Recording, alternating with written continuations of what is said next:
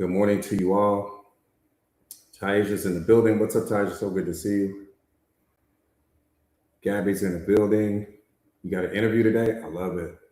Good luck with that. Good luck with that. Reese's Pieces is in the building, already active.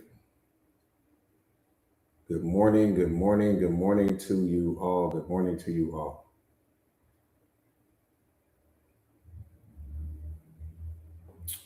What's going on? What's going on, nephew? So good to see you. Good morning, good morning. Monica's in the building. What's up, Monica?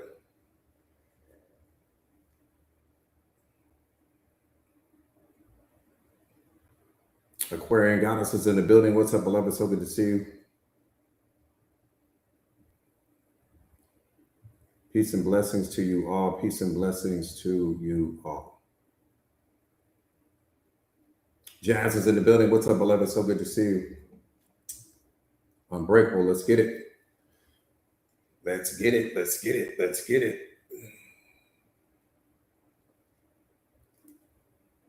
Sylvia's in the building. What's up, Sylvia? So good to see you. Good morning to you all. Peace and blessings to you all. Peace and blessings to you all. Good morning to you all. All is well. All is well. All is well. All is well. Life is in a mess, and all is well.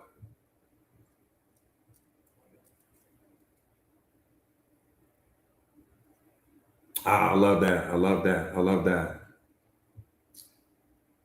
Queasy, I love that. Jazzy say you on top of the road. I love it. I love that. I love it. I love it. I love that. I love it. I love it. I love it. I appreciate that. God bless you as well. I appreciate that. Thank you. I appreciate that, beloved. Good morning to you all. Peace and blessings to you all. Peace and blessings to you all. So I'm just in time. I love it. I love it. Going working. I see you, beloved. Good morning to you all. Good morning. Rich is in the building. What's up, Rich?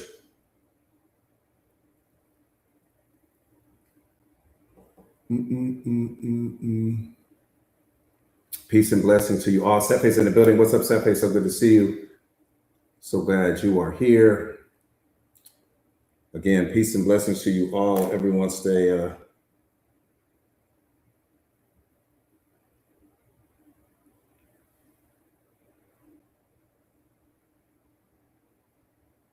Yeah, Golden Orchid. I trust me, I get it.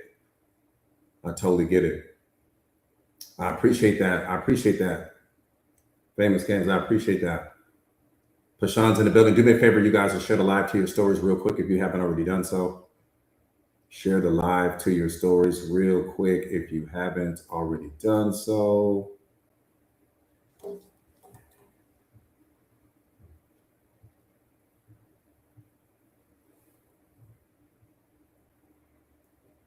Again, share the live to your stories if you haven't already done so. Let's get the likes up, you guys, so that we can get the medicine out. Let's get the likes up so that we can get the medicine out to the world. Share the live to your stories or repost the live, please, if you could. It is not for me. It is for the algorithm only. Rich is in the building. Kim is in the building. What's up, Kim?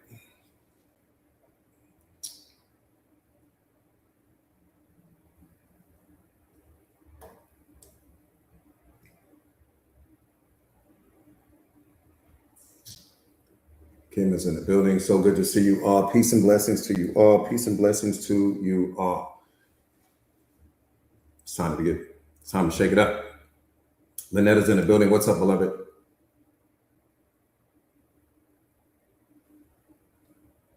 Valerie's in the building. Yasmin is in the building. T Benz, let's go, T Benz. We got my lighters in the building. Let's go.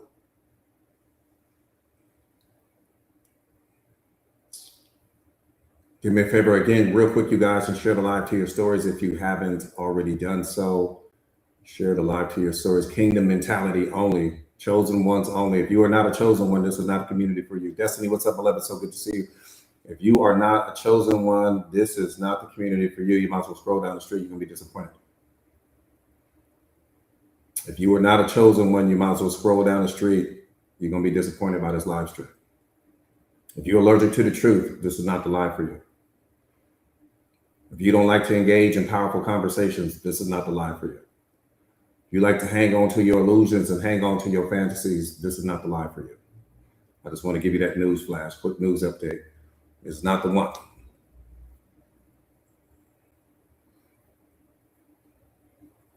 Prashana's in the building. What's up, beloved?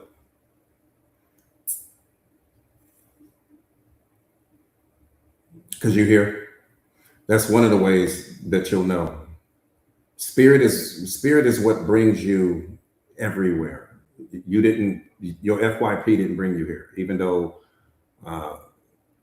your ego will convince you of that. If you stayed throughout the duration of this live stream, Spirit brought you here. If you scroll within a few minutes, then that's how you know. Why what, Andy? Give me some context to the why. I appreciate that, Elizabeth. I appreciate that.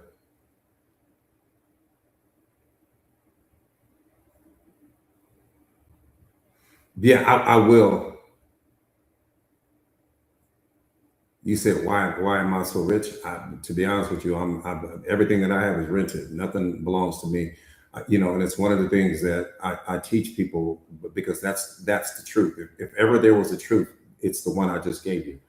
Nothing belongs to me specifically. It will be here when I leave. It will be here long after I leave. And everything that you own will be here long after you leave as well. What's important is the impact. What makes you rich today is the impact that you have on other people, not what you've accumulated. Your impact on other people is how God measures you. It measures your level of success. If you don't have impact on any other people, but other than the people that's in your little circle of friends, then you're not successful. Other than what the world tells you, you're not successful.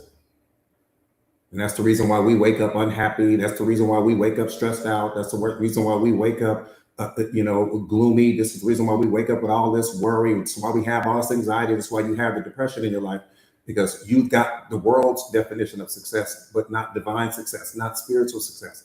If you have all this stuff in your life and you still feel empty, it's because you've been climbing the wrong mountain. Bottom line.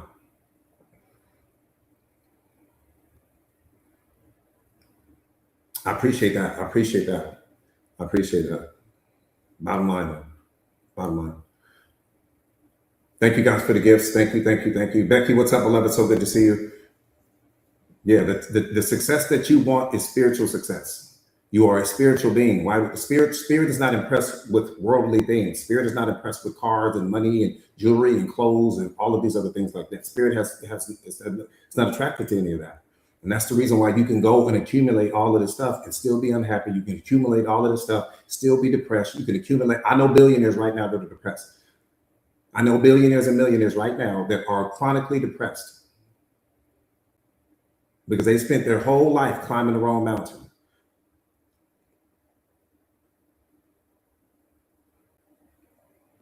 Because somebody told you what success was, and then you took off running and you started chasing it, but you never found it. Because you can't find success from an external perspective. What you do outside of you is not what makes you successful. You're successful when you master yourself. You're successful when you become self-aware. You're successful when you become emotionally intelligent. You're successful when you become spiritually aligned. If you go out and you get all of this worldly success, but you haven't mastered who you are, you're still asleep. And the only thing you're going to do is be spending that money that you went out and accumulated from what the world told you to do on the therapist, on all of the prescription medications, on alcohol, on drugs, on all of these things to fill the voids in you that you didn't take the time to fill yourself, because the world tricked you into believing that you could find success outside of yourself. I said they tricked you.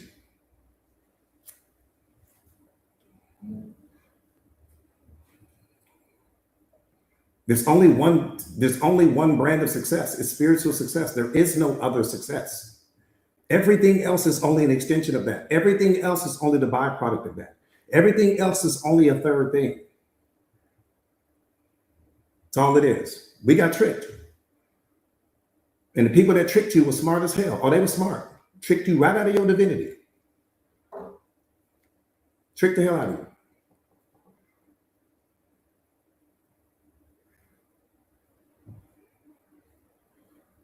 Tricked you right out of your divinity.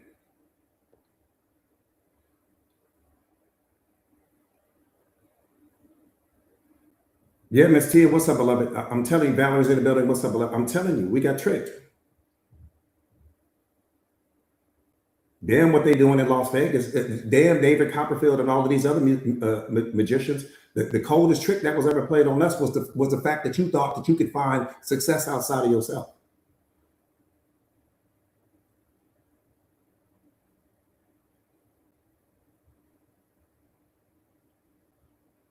Greatest magic show on earth.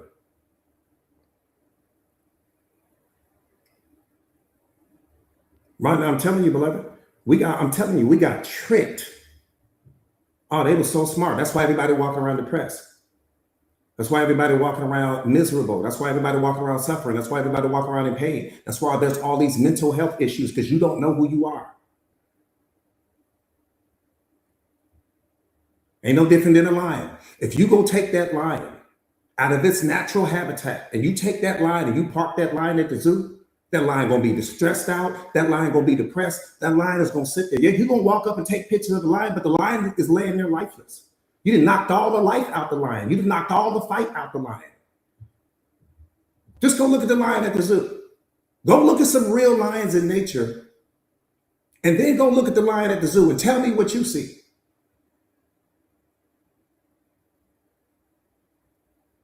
They're not jumping, they're not running, they're not roaring, you ain't gonna hear no roar coming. All the roar been knocked out the lion.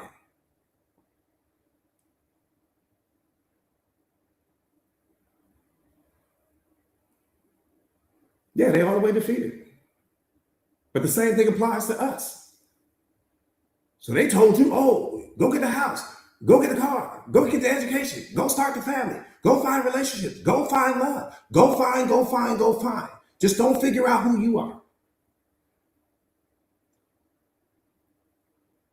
Don't pay any attention to the asset that created all.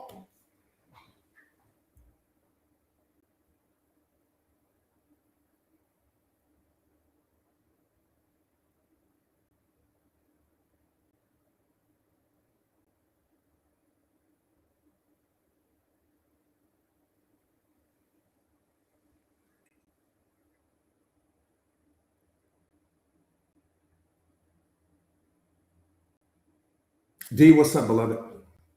Divine is in the building. What's up, beloved?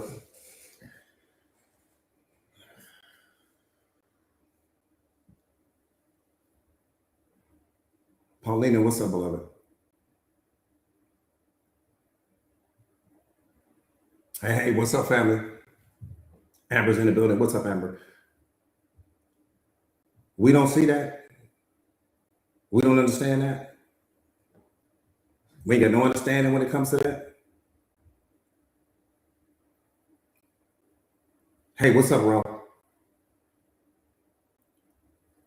It's the realest thing I could ever tell you. It's the realest thing that I could ever tell you. It's the realest thing that I could ever tell you. You got an asset sitting here, handcrafted by God, sent here to create impact on this planet, that you never discovered what the asset is. What you discovered is what the asset can do. That's what you discovered, not what the asset is. What you discover is what the asset can do. It can produce houses. It can produce relationships. It can produce friends. It can produce jobs. It can produce money. It can produce manifest things. It can create things. It can develop things. It can take a thought from nothing and turn it into something. We learn what the asset can do. We never learn what the asset is. All we focused on is what the asset could produce, not what it is, what it can produce. And so we spent our entire lives focusing on what the asset can produce, never realizing and understanding what the asset is itself. So I can't fully appreciate what something is if I don't know what it is. So they left that part out. They left that whole part out of the equation.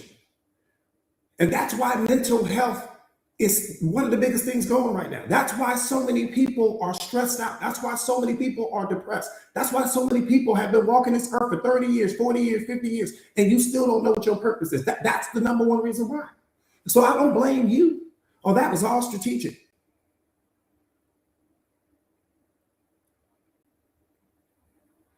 They talked to you about all these other people that sailed here, all these other people that did all these things. Never talked to you about yourself. I don't need to hear about nobody else until you tell me about me, sir. Stop telling me about what somebody else did and tell me about who I am. Stop telling me who sailed here. I don't give a damn who sailed here. If I don't know who I am, I ain't got no appreciation for what they did if I can't appreciate what I am. That's all they did. They filled your mind with what everybody else did. Period. You got a mind full of stuff that you can't do nothing with. When the only thing you needed to know was what you are. But here's the thing. If I tell you what you are, then you don't need me. Now we got some truth in the building. Now we got some truth in the building. See, if I tell you what you are, you don't need me no more. I can't manipulate you. I can't trick you. I can't rule you. I can't control you. I can't do anything once I show you who you are. All my powers die the moment I wake you up. So why would I do that?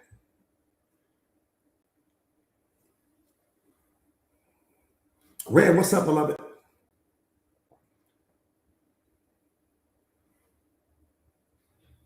A-Towners in the building. What's up, family? Yeah, the moment I wake you up, I lose all power. I ain't got no more power. Because you can't unring that bell. Once that person is awakened, you can't unring that bell.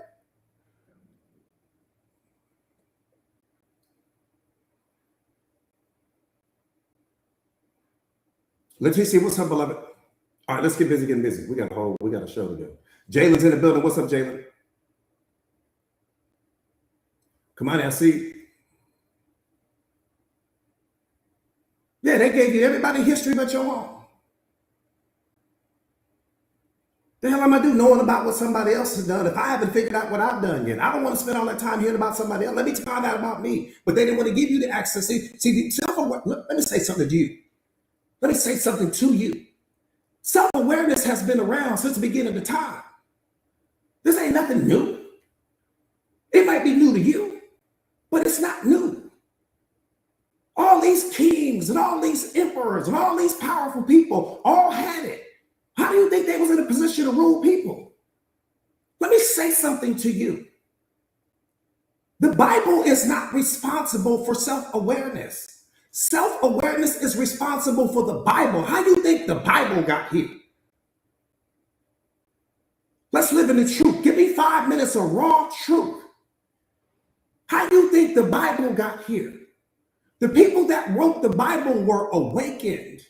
They had a spiritual awakening and they wrote about it. Religion didn't come first and then self-awareness. Self-awareness came first, and then some people got really smart, really slick, and they started creating all of these religions and creating all of this division and creating all of this separation because there's such a thing as a spiritual ego. See, most of you guys are only battling your regular ego. But the spiritual ego is 10 times more powerful than your regular ego. Because the spiritual ego is when real power comes in. That spiritual ego, that bad boy is getting it. Once that spiritual ego kick in, because now you start to see that you can rule over other people. Now you start to see that you can manipulate the minds of other people. Now you start to see that you can control other people. And that's what happened. So why would those people, as greedy as they were, why would those people want to wake you up to what they already do? They're going to lose their power, beloved. They're going to lose all their power. You talking about you got 8 billion people walking around self-aware? What you gonna do with that? What you gonna do? You ain't gonna be able to tell them people nothing. Can't nobody tell me nothing. And that's me. So I can only imagine if you got 8 billion people walking around with my mindset or something similar to it, you can't touch them. You cannot break what God built. So they never let you discover what you are.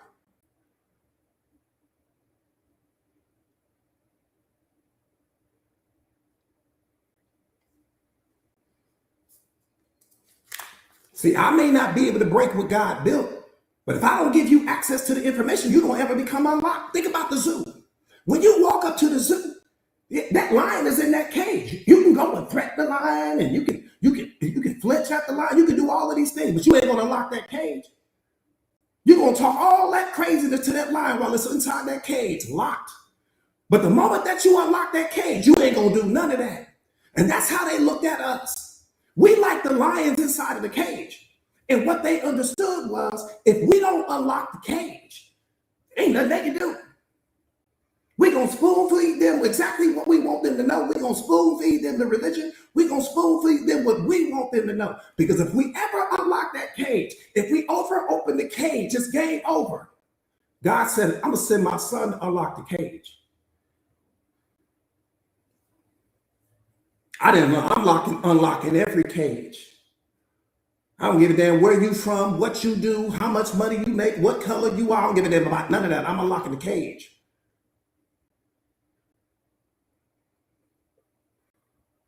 I'm spending the rest of my life unlocking cages. You ask me what I do, I unlock cages.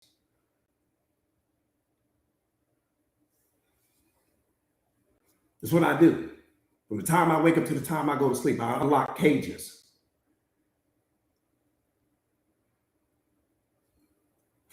And the fact that people have kept you from your divinity should piss you off. Shouldn't need nobody to pump you up. You shouldn't need nobody to motivate you. You shouldn't need nobody to inspire you. You don't need somebody to come and hold your hand through it. If you need somebody to do all of that, then you are not the chosen one. Because the chosen ones are going to take the self-awareness like a fish takes the water. You don't have to teach a fish how to swim. You just need to get into the water. The swimming don't happen on its own because you got to understand you got chosen ones walking around this earth, and then you got the practice team. See, I keep telling y'all all the time, telling y'all this. God has his chosen ones, and then everyone else is on that practice team. Think about a real basketball team. Think about a real basketball team, like the Lakers. The Lakers can only be good if they got people to train with, if they got people to practice with. If they don't have a practice team, they ain't gonna be no good. Because they have all of these new plays that they implement and the different skills that they try to implement, different things that they try to implement, but they need real active players to go up against. Now, the active players that they playing against are not good enough to be starters, but they are good enough to challenge them. So you got your chosen ones, and then you got everybody else. Everybody else is on the practice team. Because we need real people in real situations, in real circumstances to be able to test our skill set in real time. That's why you walk through the world and you don't let anybody faze you. You don't let anybody affect you because everything outside of you is neutral, beloved. Nothing is more powerful than you. You give power to everything. Nothing has power until you say it does. Not my opinions, not my criticisms, not my attitudes, not my toxic behaviors. Nothing in your life has power until you give it power. There ain't a single thing on this planet that can affect you until you allow yourself to be affected. And when you're allowing yourself to be affected, you're showcasing that you haven't evolved yet. You're showcasing that you're not emotionally intelligent. You're showcasing your lack of self-awareness. You're showcasing the fact that you still don't know who you are. The same way that you don't have the power to disturb God is the same way that no one has the power to disturb you because they're an extension. You're an extension of him.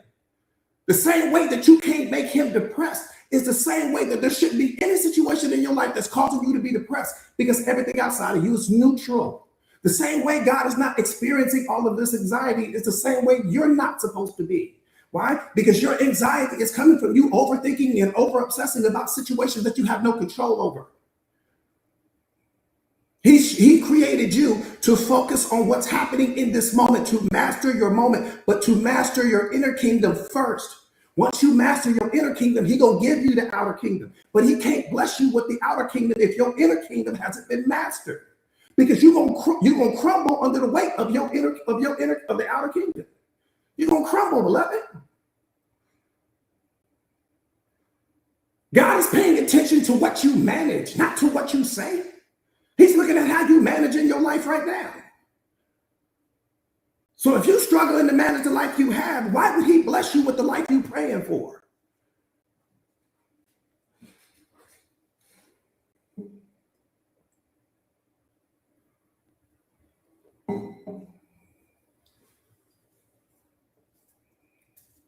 I'm giving you spiritual intelligence right now.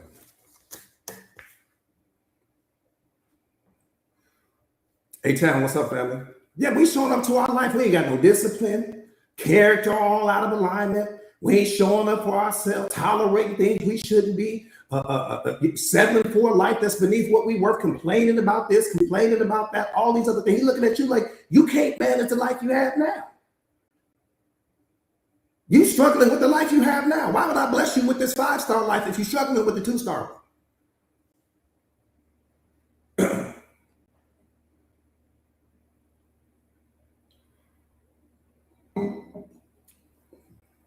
Some of us are walking around double-minded. You one person in the church, you one person in the street. You one person in private, you another in public. You say one thing out of your mouth, but you do something else. So you double-minded, beloved. He's not going to bless that version. He don't know which version you to bless, because he don't know which version you is the real one.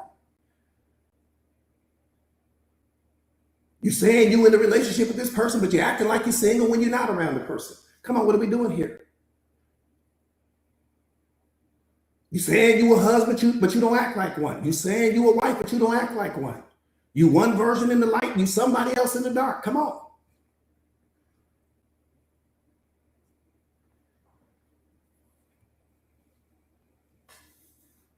I'm telling you, that double-minded is a bad boy. So many people walk around. That's why we struggling in life, because your mind is split. You two different versions of yourself. God is, let me say something to you about your Father in case you don't know. He is one thing. He is not one version of himself in the dark, one version in the light. He is not one version for you and one version for somebody else. He is one thing. When it comes to him, there's oneness. You're not going to, the version of him that you're going to meet at 2 o'clock in the morning is the same version of him that you're going to meet at 2 o'clock in the afternoon. There's no difference in the two.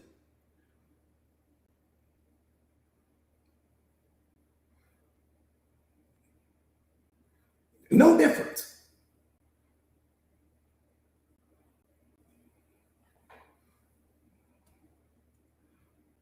Then what's up, beloved? I didn't even see you. Yeah, I'm telling you, that's the number one thing that you master. Just oneness. That's it. I'm just me. I'm not me for you and then me for this person. I'm just me. That's it. It took me a long time to just master that, to just show up and be me. I don't need you to believe in me. I don't need you to love me. I don't need you to clap for me. I don't need you to validate me. I don't need anything external. I just need to be fully present and in the moment when I meet you. And I'm going to bring all of me, not some of me, not a piece of me, not a part of me, all of me. If you can't carry the weight of who I am, that's on you. It has to do with me. See, some of us have become masters at shrinking ourselves to fit into certain environments, into certain situations. There's that double-mindedness.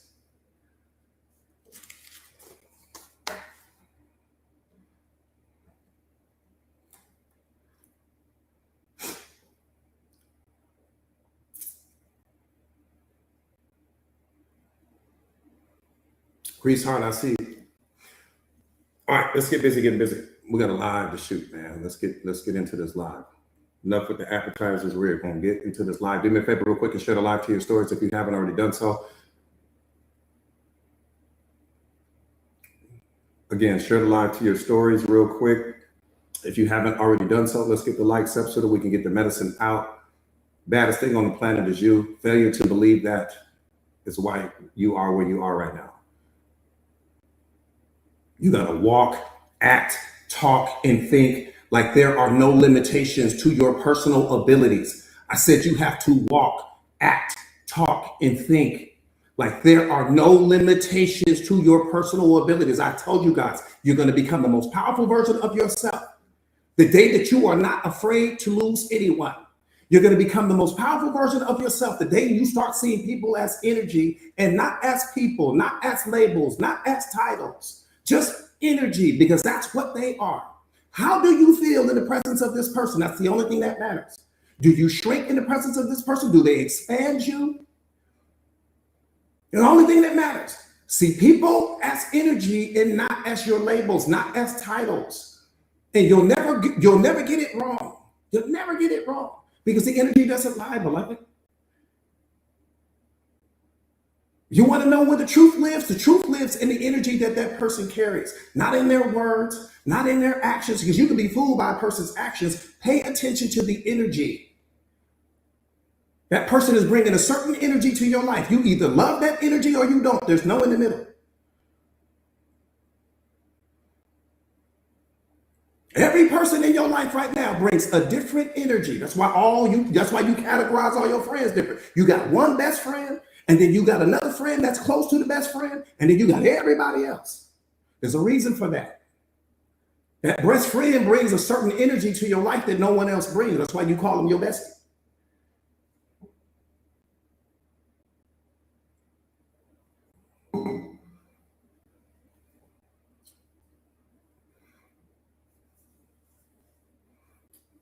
All right, let's get busy getting busy. Again, do me a favor real quick, you guys, share the live to your stories.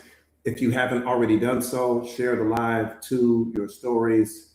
Stephen, I see you. If you haven't already done so, I appreciate the gift, beloved. Thank you so much. Let's get the likes up, you guys, so that we can get the medicine out. I'm going to do my job. I'm going to disrespect this live. I'm gonna make sure that when I leave, I'm shutting it down. I tell you guys this all the time. And not only do I tell you, I model it. Bring greatness to everything you do. Bring greatness to everything you do, or don't do it, beloved. If you can't bring greatness to the moment, don't let that be a reflection of your character. Just don't do the thing. You want to know how you change your life? That's where you start. Bring greatness to every single thing that you do. And if there's something that you feel like I can't bring the greatness to that particular thing, then that's the number one indicator that you need to remove yourself from the thing. I bring greatness to every single life, every single one. It's consistent. I'm as consistent as your watch. You can't say anything else. You can say that. JBE, what's up, beloved? All right, let's get busy getting busy. We got to go. Let me get to this live. We got to go. Boom. Queen's in the building. What's up, beloved? Thank you so much. Again, share the live to your stories, you guys, if you haven't already done so. Letitia's in the building. Thank you so much, beloved. I appreciate that. I appreciate that. Let's go. Let's go. Let's go. Cat Lover's in the building. What's up, Cat Lover? Let's go. Let's go. Let's go. Let's go. Let's go. Let's go. Let's go.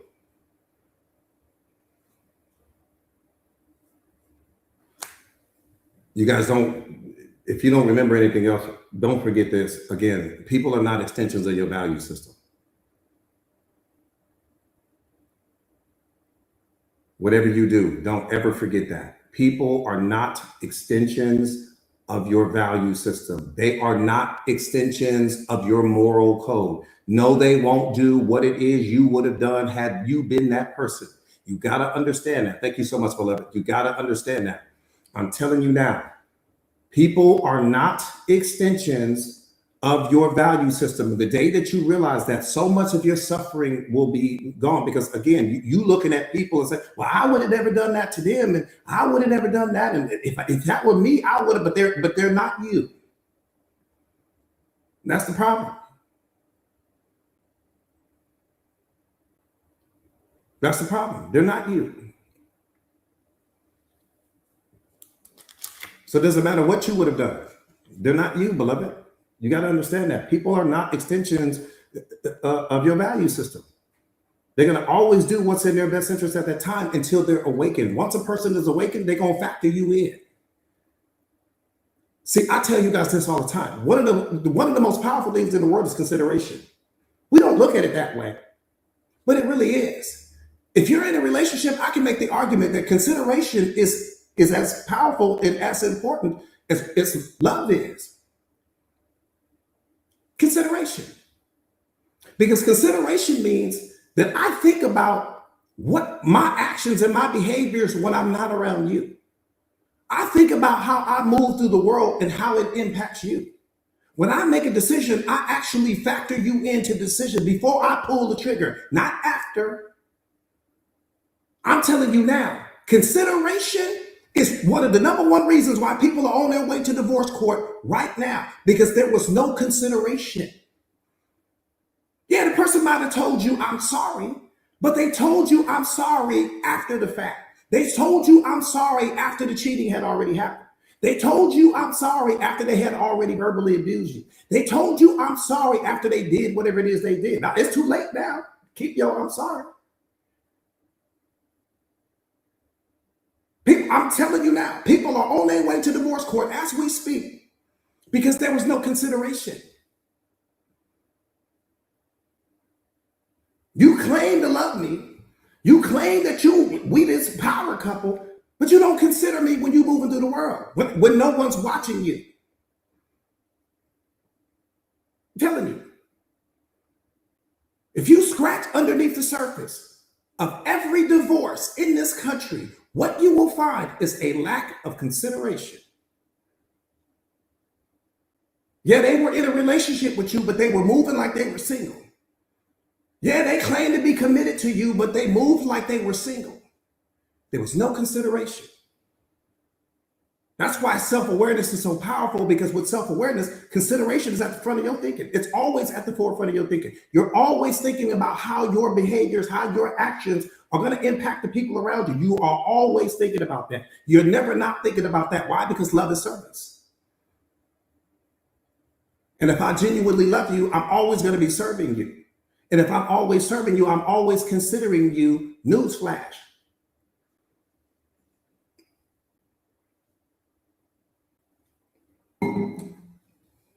Period.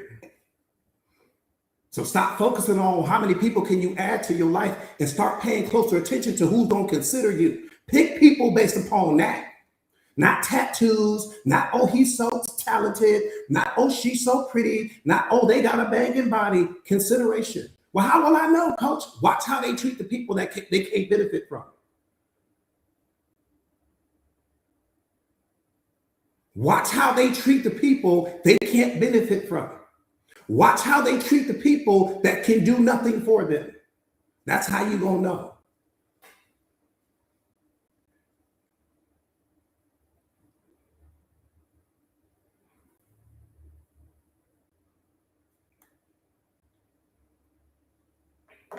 I'm telling you, Miss Tia, consideration, we left that out. See, that's the tragedy right there. We left consideration out. We ain't even think about consideration. Consideration, I can make the argument, is just as important as communication. It's as important as everything, but we don't think about it. That's why you don't look for it. You don't look for it because you ain't thinking about it. It's not at the forefront of your thinking. That's why awareness is so important to your life, because once awareness steps into your life, that's the first thing you're going to think about. How are you being considered? I don't give a damn about what they bought you. That doesn't mean anything.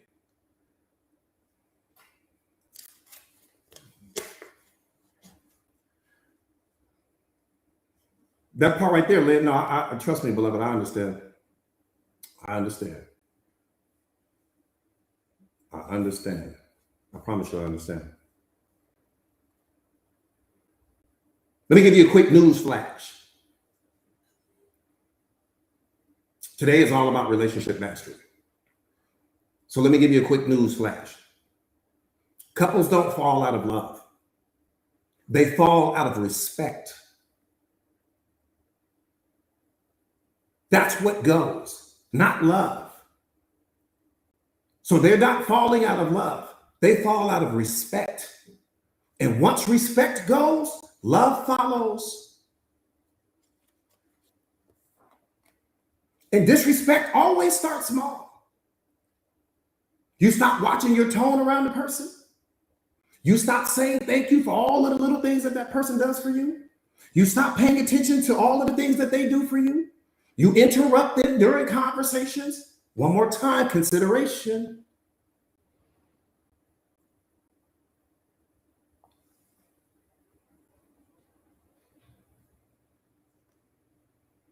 Here's the problem. Here's the real problem. Because nothing explodes right away, you normalize this behavior.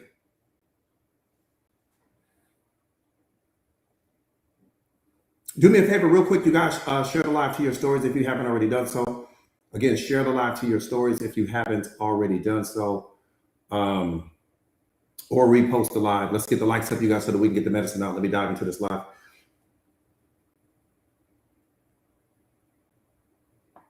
One more time. And because nothing explodes right away, right? You start normalizing all of this behavior. And over time, the relationship falls apart. But the relationship fell apart because of everything you ignored. Period. Everything you let slide. Everything you let slide in the beginning will be the number one reason why the relationship ends. So just know that. When you let something slide in the beginning, just know that you're looking at your future. Just know that you're looking at the ending. All that stuff that you saw your partner doing, that you just ignored, yeah, you saw it.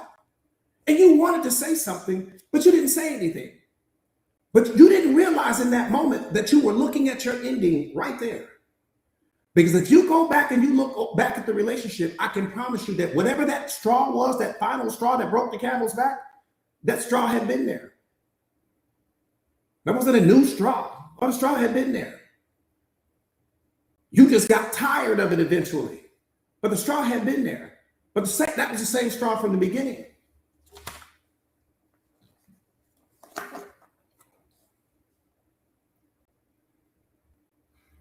So one more time, couples don't fall out of love, they fall out of respect. That's what you fall out of. You fall out of respect. Well, how do we fall out of respect, coach? Because of everything you ignored, beloved. You don't ignore anything when it comes to your relationship. I'm talking about nothing.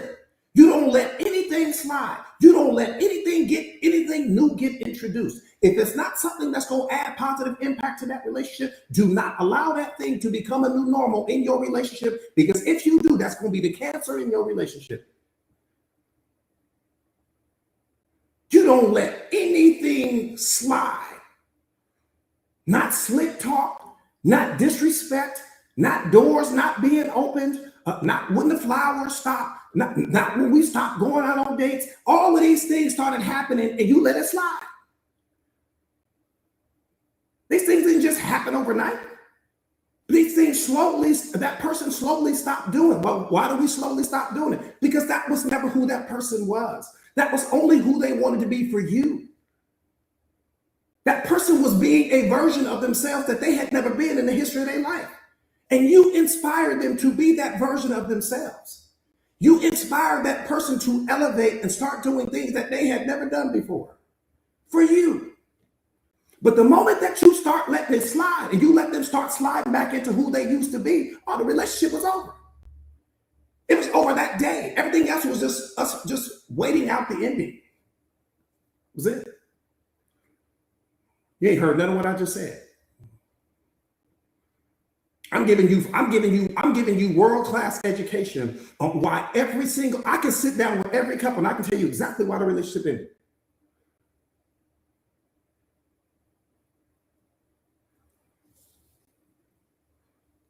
I can tell you exactly why it ended.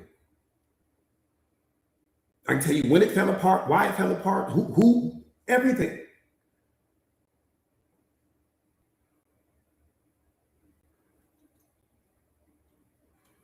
Because what we don't understand is that the closest person to you is your partner. That's the closest person to you. No one will ever be as close to you as your partner will, because they see all versions of you. So the one thing you don't ever do, see, here's what I need you guys to understand.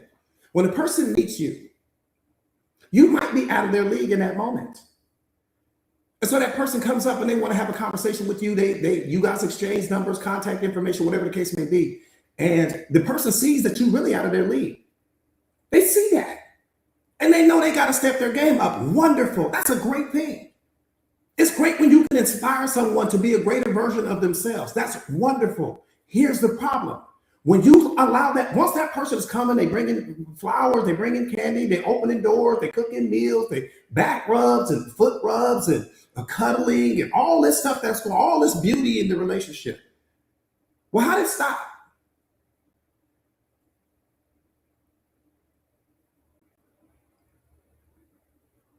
It stopped because you stopped paying attention. It stopped because you saw them stop doing it the first time and you didn't catch it. Because we so caught up on what everybody else is doing. We so caught up on the world. We so caught up in what's going on with this person's relationship. We so caught up in celebrity gossip. We're so caught up with things that don't add no value to our lives. That slowly your relationship started having these fractures. Slowly your relationship started having these leaks. You saw the leak, but you didn't fix it. Yeah, you saw it.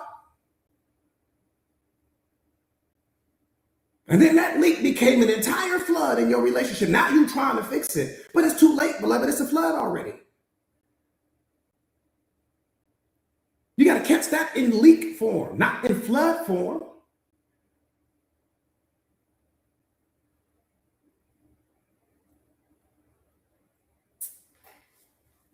That's what happens.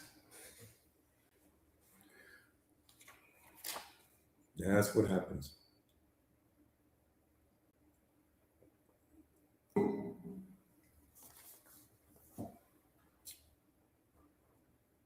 Yeah, Spartan Dre, absolutely, beloved. Man, I'm telling you, it's yeah, it's crazy. It's mind blowing. Anyways,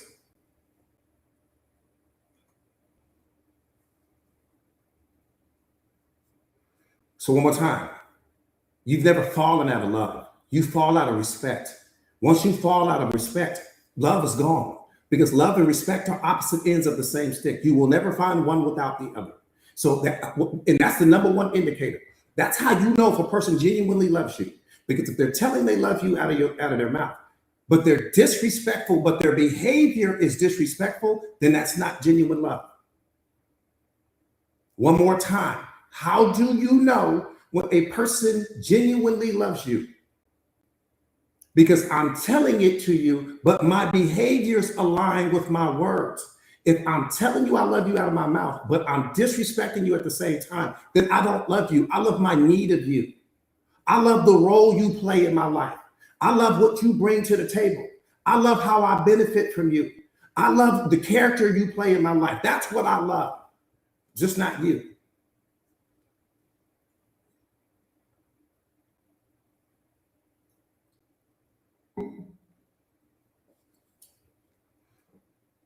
That part right there, Tara. That part right there, beloved.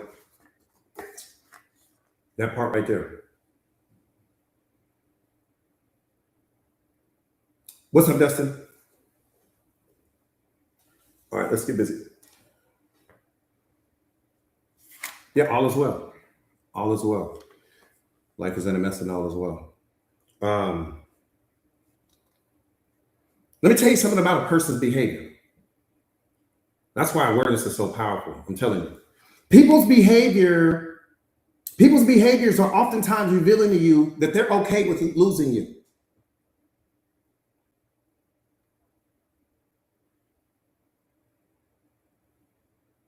I said people's behaviors are oftentimes letting you know that they are okay with losing you.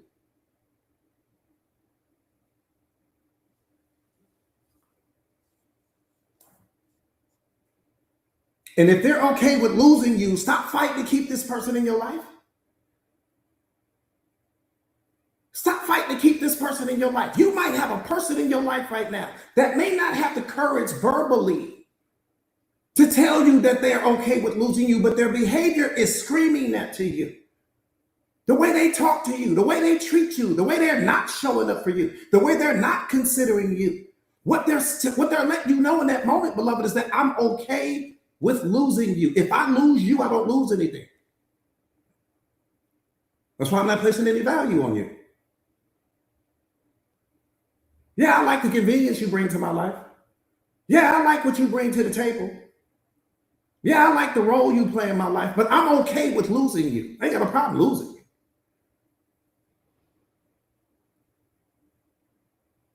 Because people don't abuse what they value. People don't disrespect what they value. People don't not show up for what they value. If that person places real value on you, you'll know it.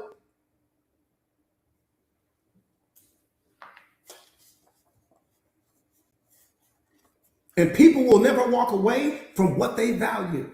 Never. If I walk away from you, it's because I don't value you.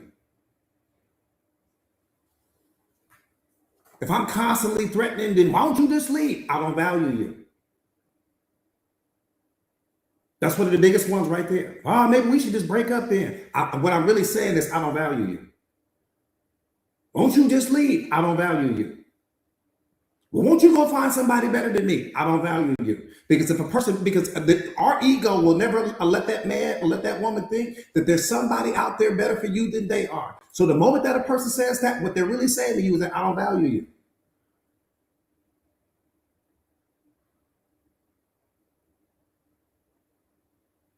That's what they say.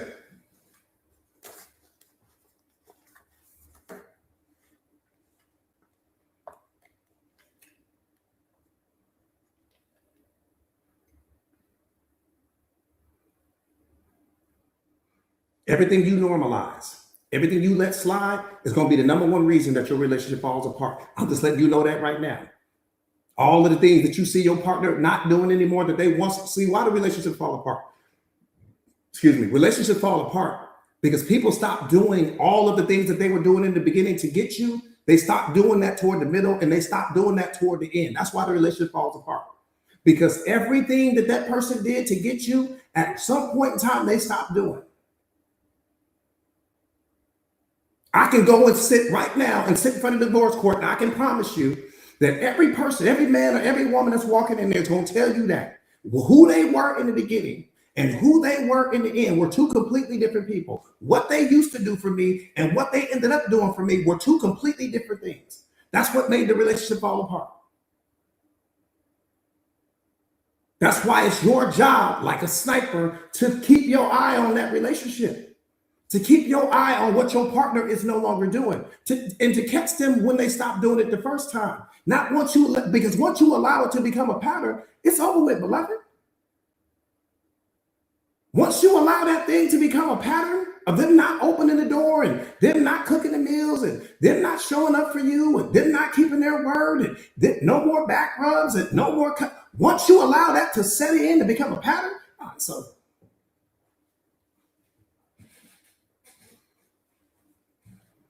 because 6 months later, when you start talking to them about it, why don't you do this for me anymore? Why don't you do it? It's a pattern now. Now it feels like work.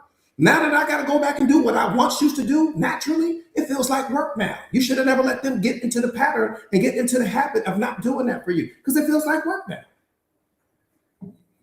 Now I feel like I got a job inside of the relationship versus something that you should have just got on me the first time when I stopped doing it. It's like your kid. When you see your kid behaving incorrectly, you check that behavior right away. You don't let the behavior slide. Because if you let that behavior slide, it's going to become a pattern. Now that's going to become a part of their normal. Now there's something you got to break out of them. Now you catch them doing that day one. Hang on, you don't talk to Miss Johnson like that. Who do you think you are? You need to come over here and sit your behind down somewhere. You check them at the gate. But the same thing applies to your partner. Same thing applies to your partner. You don't let them get in the habit of being all these weaker versions of themselves. What would you doing?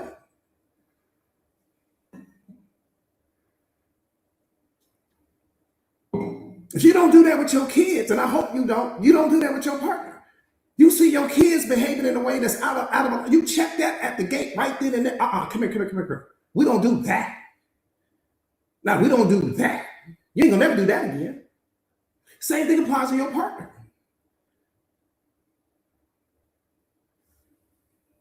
Now we're gonna blow the relationship up right now, or we're gonna take this thing to the moon. It's gonna end in a wedding or it's gonna end in a funeral. But that behavior right there, we ain't doing that.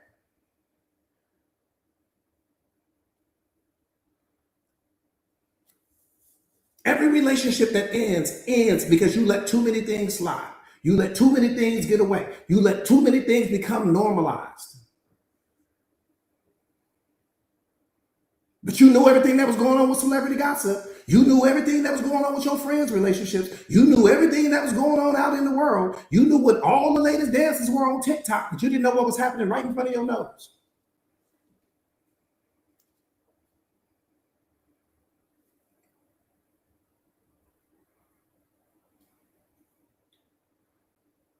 I'm just keeping it real.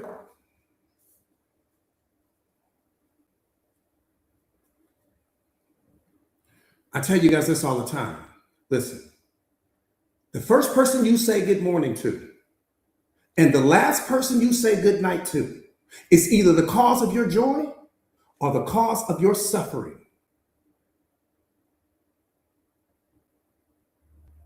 Write that down in your spirit.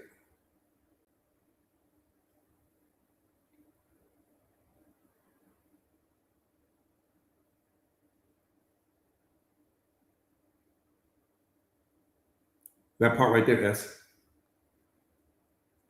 Melissa, what's up, beloved? Come on, Brock. We got to let him know, beloved. We got to let him know. I'm telling you, the first person you say good morning to and the last person you say good night to is either the cause of your joy or the cause of your suffering. Notice that I didn't say the cause of your happiness because they don't have the power to be the cause of your happiness. Don't ever get that confused. That person can bring joy to your life, but they cannot bring happiness. Don't ever get that confused. Happiness is what you bring, not what they bring. So let's never get that tangled up.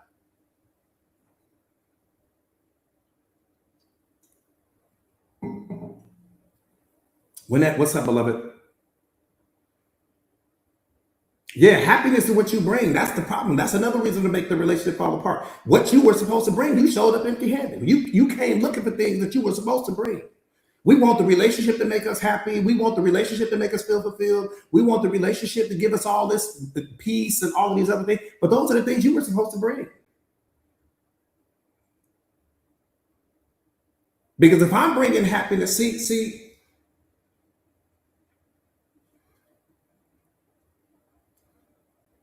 I taught you guys this a long time ago.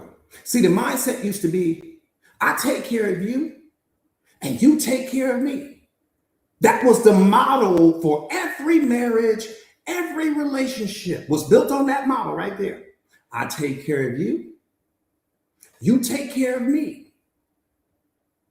Okay, well, that's a broken system because most people don't get back what you give into the relationship. I'm bringing all this happiness and I'm bringing joy and I'm bringing peace and I'm your therapist and I'm the motivational speaker in your life and I'm the coach and I'm the one that's pumping you up. All these things that I'm bringing to the relationship, I don't get none of that back. I'm not getting anything back. So that model doesn't work. One more time. That's why people are on their way to divorce court because that's a broken model. Now the model is different. I'll take care of me for you if you'll take care of you for me. Meaning give you the love, give yourself the peace, give yourself the happiness, give yourself the joy, give yourself the abundance, and then you come bring all that to the table and I'm gonna bring mine too.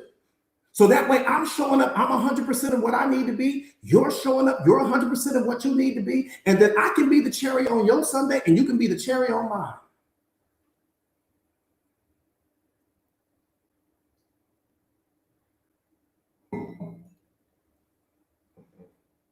Spartan Dre, I see you, beloved. I just need you to be the cherry. I don't need you to be the Sunday. All them people standing in divorce court, you needed the person to be the Sunday.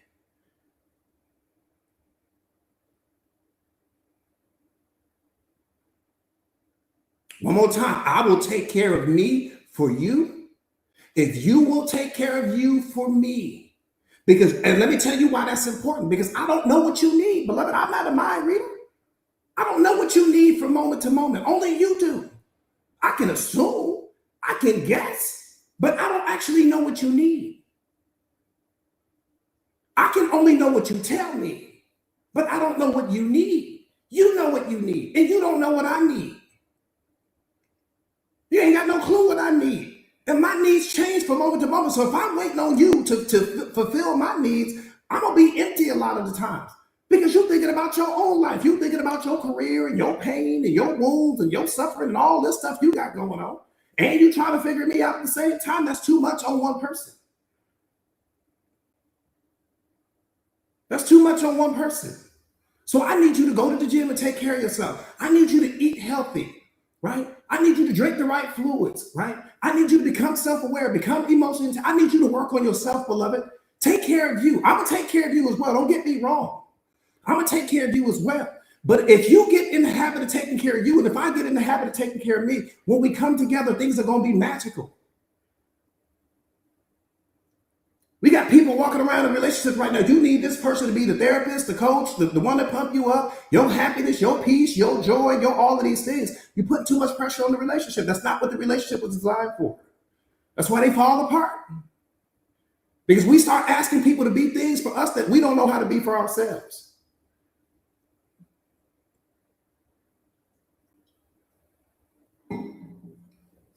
Yeah, you got two dominoes leaning on each other. Most relationships are a two domino system, leaning on each other. So one domino move, the other one's gonna fall down.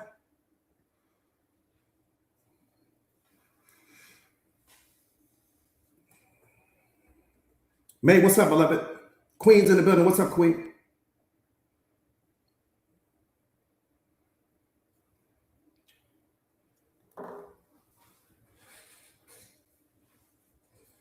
All right, let's get busy. So one more time. People's behavior is oftentimes revealing to you that they're okay with losing you. Some of you guys just don't want to see that. The person been letting you do their behavior. They've been telling you that the entire time. But you see, here's what we don't understand. People's behavior will speak a language to you that their words never will. People's behavior will communicate something to you that words never will. So we don't want to look at the behavior. So we listen to the words. That's why we end up stuck. That's why we end up confused. The behavior's been telling you, I don't really rock with you like that for a long time. But my words may tell you, oh, I love you, I need you, all of these things. That's to keep you, that's for me to keep rocking you to sleep. But my behavior, I don't really rock with you like that.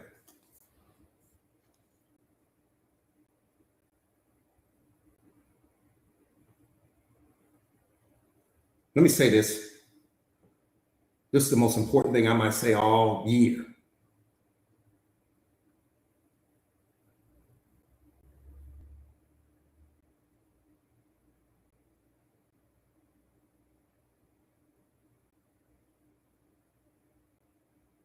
People don't hurt you. What they reveal are the parts of you that need to be rebuilt. That's what the relationship is about. The person didn't hurt you. The person revealed the parts of you that you need to rebuild. The walking on eggshells, you need to rebuild that version of you. Tolerating the disrespect, you need to rebuild that version of you. Showing up small in your own relationship, you need to rebuild that version of you. Settling for less than you deserve, you need to rebuild that version of you. People don't hurt you. What they reveal to you are the parts of yourself that you need to rebuild.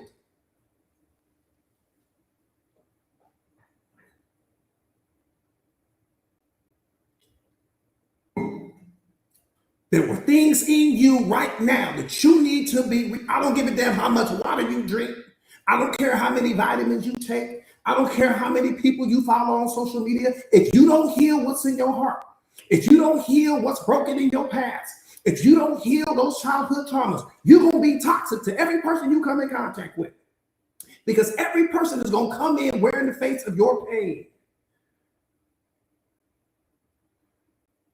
See, we more focus on how we look than how we feel. We're more focused on how our lives look to other people than how it feels to us. How does your life feel? Damn, how people in your life, how does your life feel to you? because that's what's important. You can take vitamins all day. You can swim all day. You can climb mountains. You can journal. You can do all of that. All that's external. If you don't take care of what's in your heart, if you don't take care of what's in your mind, you're going to still be unhealthy. You can be the fastest person at the gym. You're going to still be unhealthy. You can climb the mountains better than anybody else in the world. You're going to still be unhealthy. You can go and run track all day. You're going to still be unhealthy. Stop focusing on what's happening with your external health and start mastering your mental health. Because everywhere you go, you're taking your mind with you. It's the one thing you can't escape. You can't walk. 2 things you can't walk away from. 3 things you can't walk away from. You can't walk away from your own feet. You can't walk away from your pain. And you can't walk away from God. Those are 3 things you will never walk away from. And only one of them you need to master.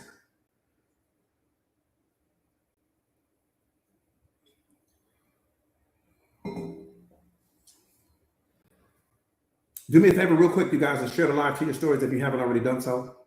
Rika's in the building. What's up, Rika? Lynn's in the building. What's up, Lynn? So good to see you, beloved. I'm gonna be there. You go to the gym all day long. You're gonna be the most fit, unhealthy person in the world. See, that's another thing that they tricked us into. They tricked us into all this physical health. Everybody walking around, I'm trying to get fit. I got all these New Year's resolutions. Get my body right. Get your mind right.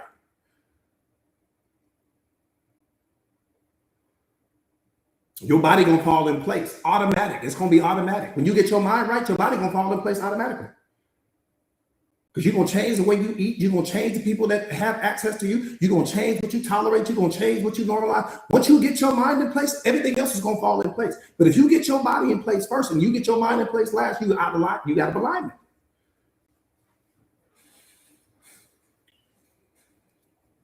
Get your mind right. It's the greatest gift that God has ever given you. The first gift he gave, 2 gifts he gave you. He gave you your body, gave you your mind.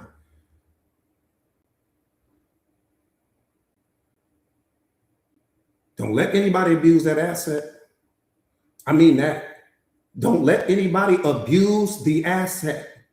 The asset is you. Don't see, that's the problem. We walk around, we got all these names and all these labels and all these titles and all of these things that we apply to ourselves.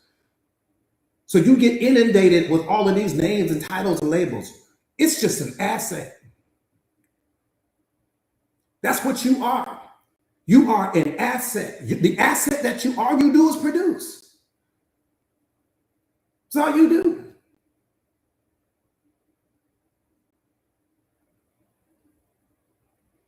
If I handed you, let me tell you what would happen. If I walk up to you right now and I handed you this rare jewel, you ain't never seen this jewel before. You're like, Coach, where you find this? I'm like, man, listen, take care of this. And I place that jewel in your hand. You're going to look at that jewel. You go, oh my God, Coach, this is so beautiful. Take care of it. You're going to take care of it. I'm not going to have to worry.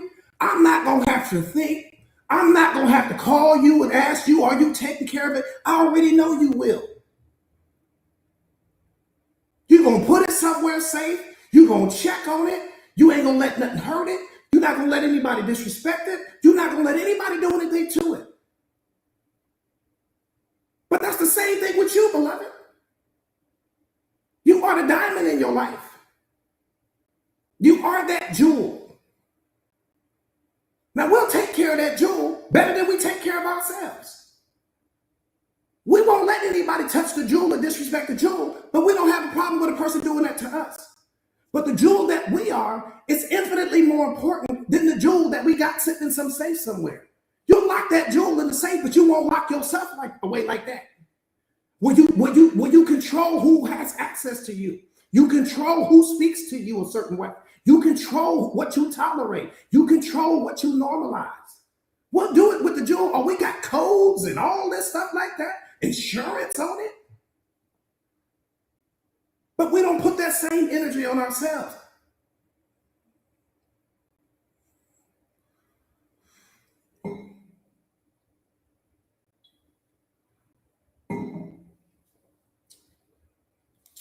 That part right there, Rika. I'm telling you.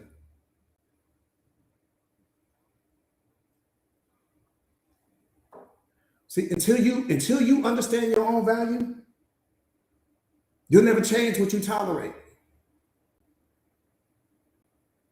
I can talk to you all day long. Until you change what you tolerate, until you understand your own worth and your own value, you'll never change what you tolerate.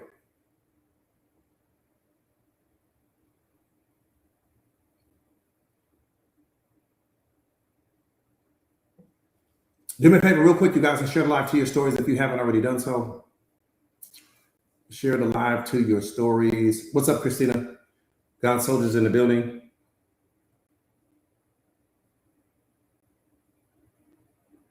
Again, do me a favor real quick and share the live to your, again, until you change, until you understand your own value, you will never change what you tolerate.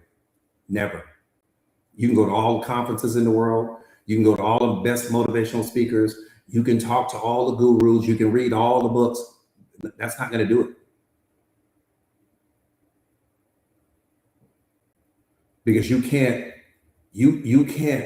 fix an internal problem from an external perspective. So buying all of this stuff is not going to fix the problem. It's just masking the problem. And the problem is that you haven't taken the time to discover who you are. That's the problem. So how can I appreciate what I am if I don't really know what I am?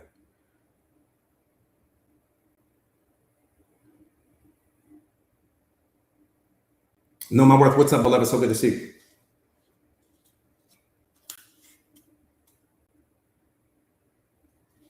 See, and the people in your life that once felt like home end up being the very storm that you need to survive.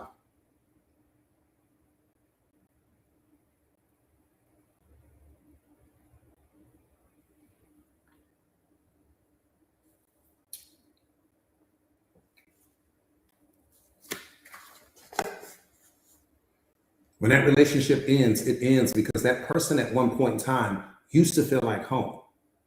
Toward the end, they become the storm you need to survive. Some of you guys are in a storm right now. Nah, they didn't hear me, beloved. They didn't hear none of that.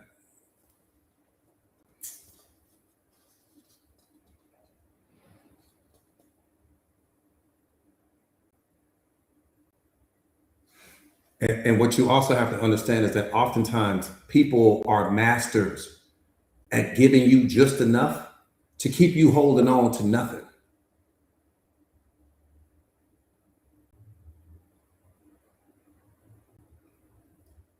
One more time. I said people have become masters at giving you just enough to keep you holding on to nothing. Some of you guys are in a situation right now where you're really not holding on to nothing. You clinging to this person that don't be nothing. Stress to your life, brings anxiety to your life, brings confusion to your life, but you hanging on to the person. People have mastered the ability to give you just enough to keep you holding on to nothing. What you holding on to? What are you afraid to lose? The disrespect, that's what you're afraid to lose. Them not showing up for you, that's what you're afraid to lose. The verbal abuse, you afraid to lose that. Walking on eggshells, that's what you're afraid to lose. But you ain't afraid to lose yourself. You ain't factored you into the math equation yet. While I'm chasing them, I'm running away from me. Every time you chase someone else, you're running away from yourself.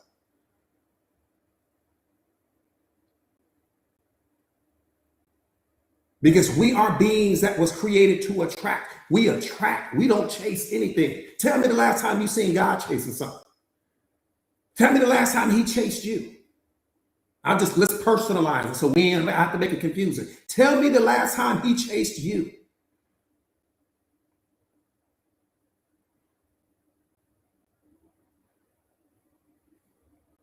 And you're an extension of that. We don't chase anything. The moment you start chasing something, you're running away from yourself.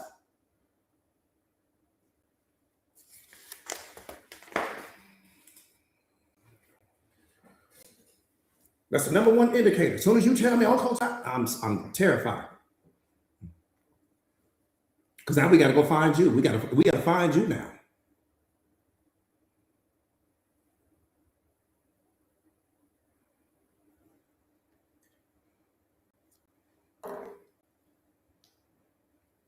I'm telling you, it's yeah.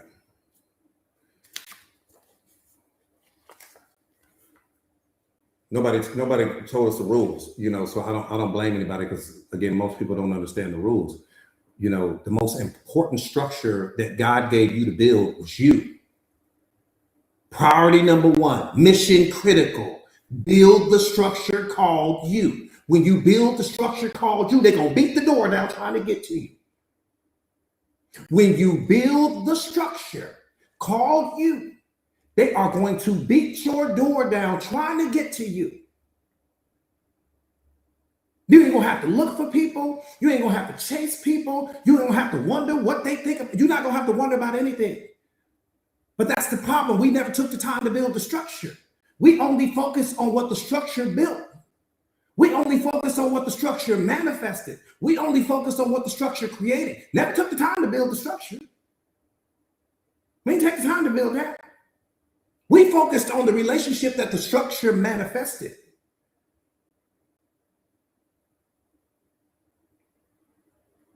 That's what we was caught up on.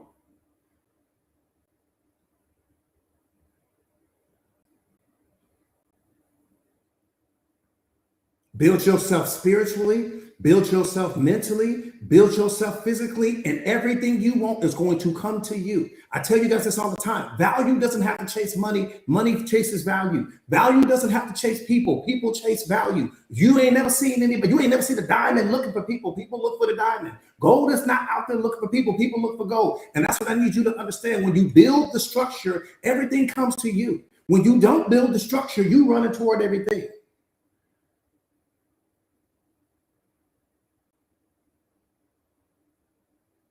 Have you taken the time to make sure that you are 5 stars in every category of your life? I'm 5 stars mentally. I'm 5 stars spiritually. I'm 5 stars physically. I'm 5 stars emotionally. I promise you, in that moment, everything is coming to you. You have to look for anything. You have to beg anybody. You don't have to ask anybody to pick you. Ask people to choose you. We talk about this all the time. The most important project you will ever work on is yourself. You are the most important project. There are no other projects more important than you.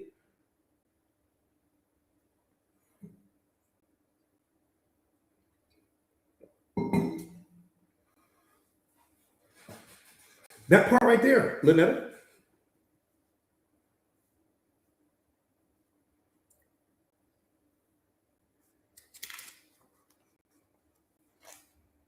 Yeah, on all levels, Rich. On all levels, you got to level up on all levels. Then you ain't chasing nothing.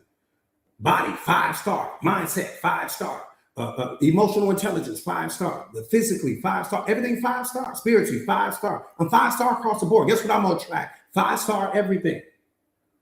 Because I already know I've already set the standard. I've come the standard. I've become the blueprint in my life.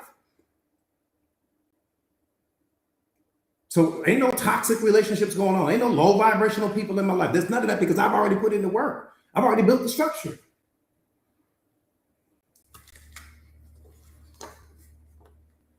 Sandy, what's up, beloved?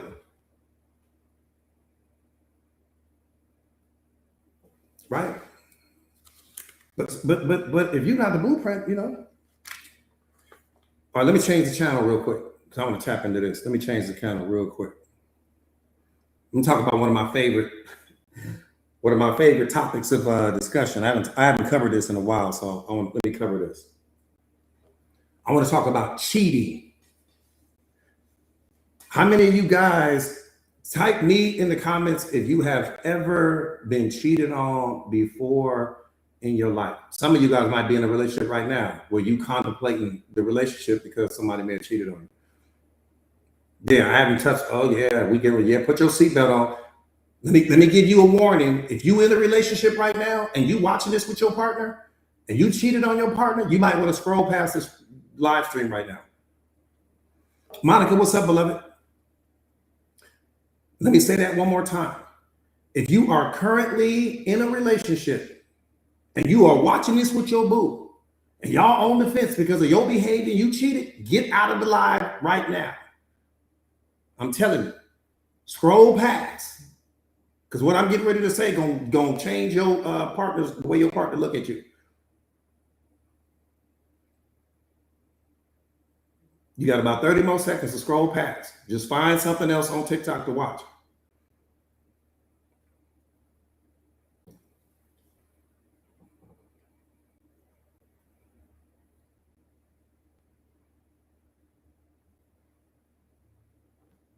Anytime, at least they can't some coach that you ain't tell me that was coming. I'm telling you, I'm giving you some time. If you are in a relationship right now and it's rocky because you cheated on your partner, don't watch this episode.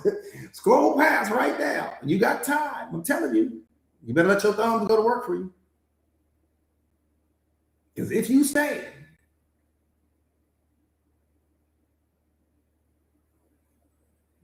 y'all gonna be on Judge Judy tonight.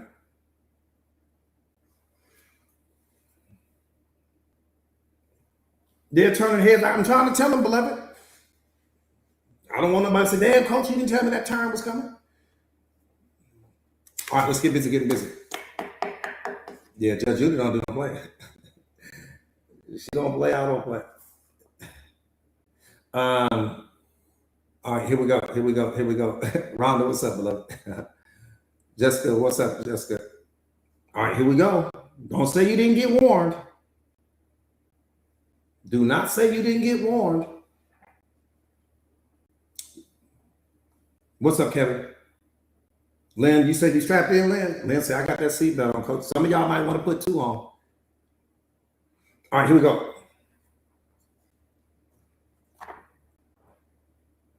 Cheating is a choice. It's not a mistake. Let's stop saying that. Just from this moment moving forward, let's just stop saying that right there. Let's live in the truth, and then we can go any direction you want. All that, oh, I made a mistake. No, there's no mistake in it. No mistake in it. It had nothing to do with a mistake.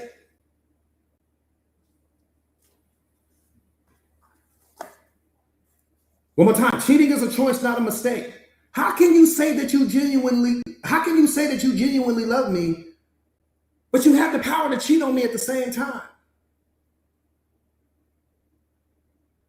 That's the most important question in the history of important questions with respect to cheating. Let's double down on that word genuinely. One more time. We're gonna double down on that word genuinely. We're gonna stand on genuinely. We ain't gonna speed bump over that word. How can you say with a straight face that you genuinely love me, but you got the power to cheat on me at the same time? Somebody lying here. Somebody lying here.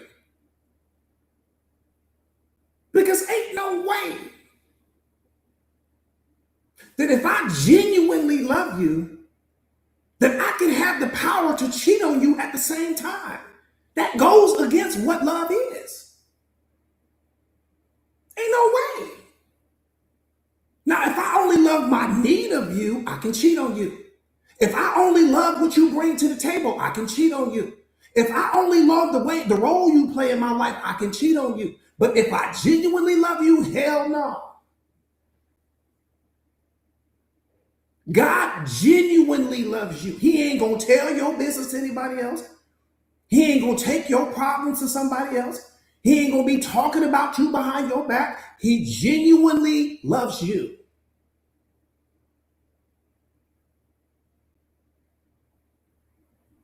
So all that, you know I love you, but I cheated on you mess, I'll get out of here with all that. Somebody lying here.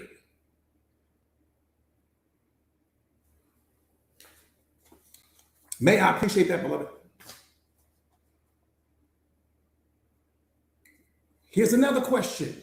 What brand of love would give you the ability to cheat on me while you love me?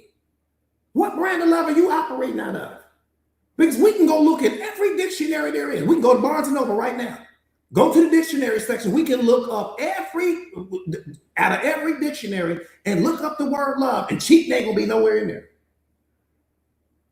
Disloyalty will not be anywhere in the definition of love. You won't find it anywhere. So how did it end up in your definition? Make it make sense to me. I appreciate that, beloved. How did it end up in your definition? If I can't find it on Webster, If I can't find it in the encyclopedia, I can't find it on Google, if it's not in any of those definitions, how did it end up in yours? How'd you develop the ability to love me at the same time and cheat on me? How'd you do it? Because there wasn't any, there was no love. That's the point.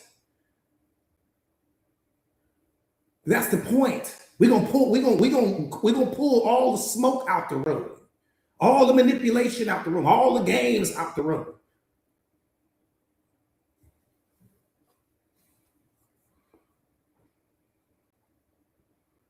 What brand of love would allow you to move in a way that you know will crush your partner emotionally if they would have found out what you did? What brand of love is that? Again, I don't know. Maybe you know something that I don't know. I've been doing this for 2 decades now. I get people to come to me, oh, coach, I got cheated on. I got this. I'm thinking about going back. I'm thinking about this. I'm thinking about that. Oh, wait, hold up. Did they love you when they cheated on me? Yeah, they love me, coach, but no, ain't no buts. This is not a cigarette commercial. We don't do buts here. What you mean, but? Is the person love you or they don't?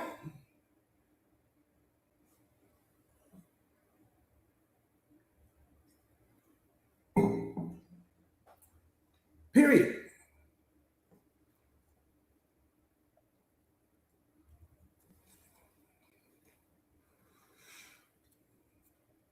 Let's just get centered on the truth. Let's just stand on the truth. We can't stand anywhere else. Let's just stand on the truth. People cheat on you because they value what's in front of them more than they value their commitment to you. Period. That's why they did it. One more time. People cheat on you because they value what's in front of them more than they value their commitment to you. They value what's in front of them more than that history that you built. They value what's in front of them more than they value potentially losing you. That's why people cheat on you, because what's in front of them represents more value in that moment than their commitment to you. That's why they do it. No other reason. See, I tell you guys this all the time. Loyalty needs an insurance policy because loyalty by itself is too fragile. It needs an insurance policy. Well, what's loyalty's insurance policy? Love. Loyalty is not tested when your partner is in your presence. Loyalty gets tested in your absence. And so when that person is around you and they transform into some other version of themselves, that's when their loyalty is being tested. So if you can sit here and say, oh, coach, my partner is loyal to me, but you don't, that's your illusions talking. That's the story you sold yourself in your mind talking. That's not love talking, because you don't know who that person is when they're not around you. You can't say that with a straight face. So when that person is not around you, and that opportunity comes, the perfect opportunity. See, here's the thing. Loyalty is tested not by the people that slide in your DMs. Loyalty gets tested by someone that would really be someone that you would be attracted to, would really be someone that you could see yourself with, would really be someone that's successful, someone that's beautiful, someone that's handsome, someone that's got a beautiful body. That's when your loyalty is tested. That's when your loyalty is tested. So in that moment, the only insurance policy that I have for that loyalty is my love for you. So if love don't show up when that loyalty gets tested, that means love was never there.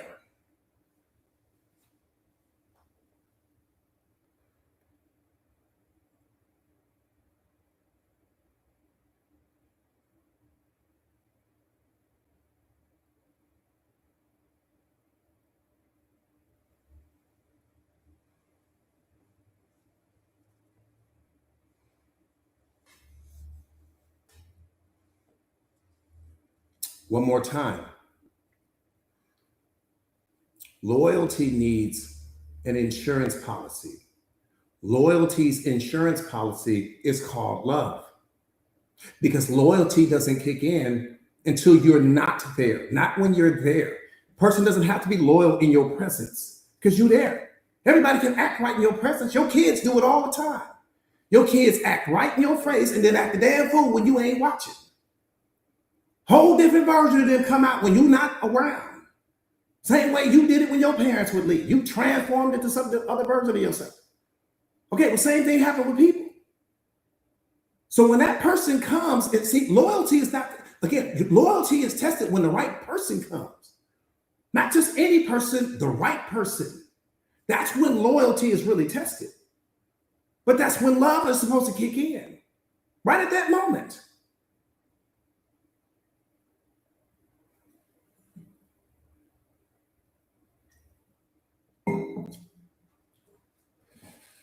That part right there, because like I said again, if you don't have no security in the relationship, you ain't got no relationship. You ain't got nothing.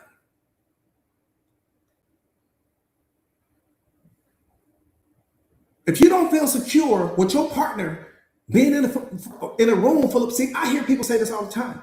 Coach, I don't want them bees around my man.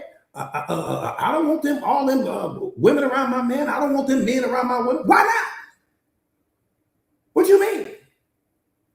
What you think is happening when you're not there? You don't think beautiful people is approaching your partner the same way you did? I literally have people tell me, Coach, I don't want them bees around my man. No, you need them bees around your man. Because they gonna show you who he really is. Then people are gonna bring out who your partner really is. So when you sit here, so what you would rather live out of your illusions? You rather live out of your fantasies? You rather live out of the stories you telling yourself? You don't think that your partner is being approached by beautiful people the same way you approach them? You don't think that? What you think? What you think? Everybody just see that they are taken by you, and everybody just, oh no, don't go talk to her, don't go talk to him. That's what you think people are saying? No, they being approached by everybody when you ain't around. So you living out of some illusion when you say, oh, I don't want them bees around my man. No, you need them bees around your man because them bees is gonna save you from a lifetime of misery. Them bees are gonna bring out his character or her character. That's what's gonna happen. No, I need everybody around my partner. I need to see who you become. I need to see how you handle pressure.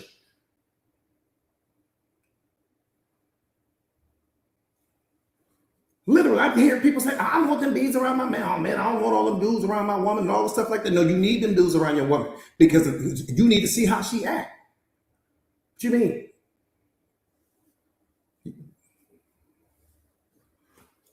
Yeah, you just sit back and observe. They're gonna tell you who they really are. You don't know who your partner is until they're around the opposite sex. And not just around the opposite sex, around the opposite sex of somebody that's beautiful, around the opposite sex of somebody that's really attractive. That's when you're gonna see. But see, we want to live in a bubble. That's the problem. We want to live in a bubble. Now, I don't want you going out with these people. Now, I don't want you going out. Whatever they're gonna do, they're gonna do it, dog. No matter what you do, whatever that person is going to do, they're going to do it because that's what they wanted to do. So you can save yourself all that misery. You can save yourself all that stuff. Whatever your partner is going to do, they're going to figure out a way to do it anyway. If that's who they are, that's just who they are. Stop living out of your illusions.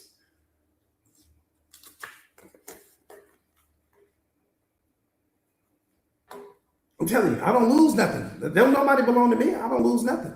Only thing you're gonna do is show me who you are, and that just saved me a whole year of thinking that you this person and you that person. You just saved me time. I'm gonna go high five the person that got my partner to jump out there. I'm taking him to dinner that night because they just saved me a whole year, a whole 2 years of me sleeping, waking up next to this person. Well, I'm sleeping with the enemy. Some of you guys right now, you sleeping with the enemy.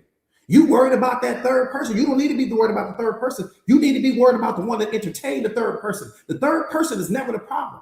The one who entertains the third person is the problem. But here's the thing. We've been programmed to condition the moment you want to go fight the person that cheated on your partner. You want to go beat the dude up that cheated on, that took your woman from you or whatever the case may be. That person didn't take anything from you. I can't take anything that I don't want you to have. That's what we don't understand. The third person is never the problem. The problem is always the person that was in a committed relationship with you that entertained the third person. Keep your focus where it needs to be.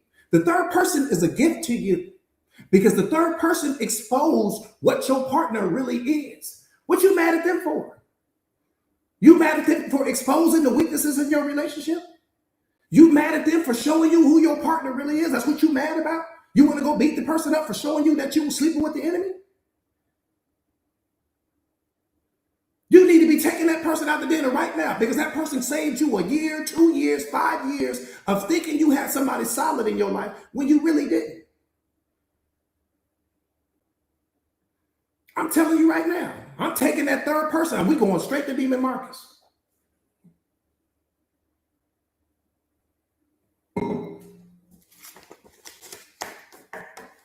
I'm telling you.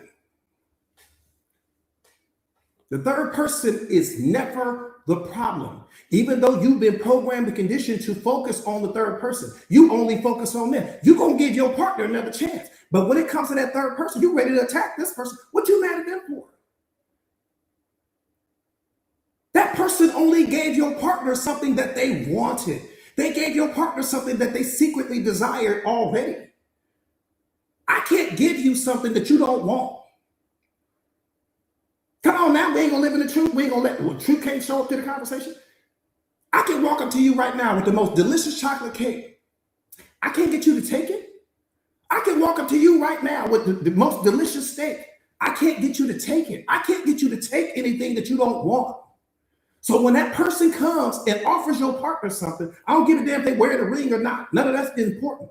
When that person comes and offers your partner something and your partner accepts that, that's because that's what they wanted.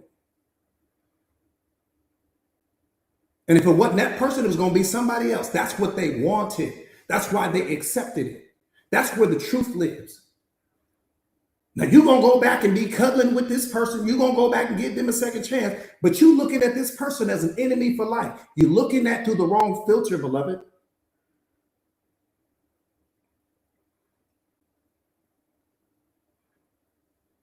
You're looking through the wrong filter.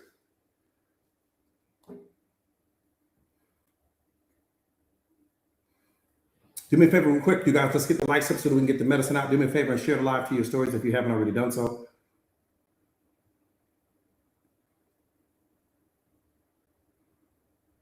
A-Town, I see you, beloved. Again, do me a favor real quick and share the live to your stories. If you haven't already done so, let's get the likes up so that we can get the medicine out.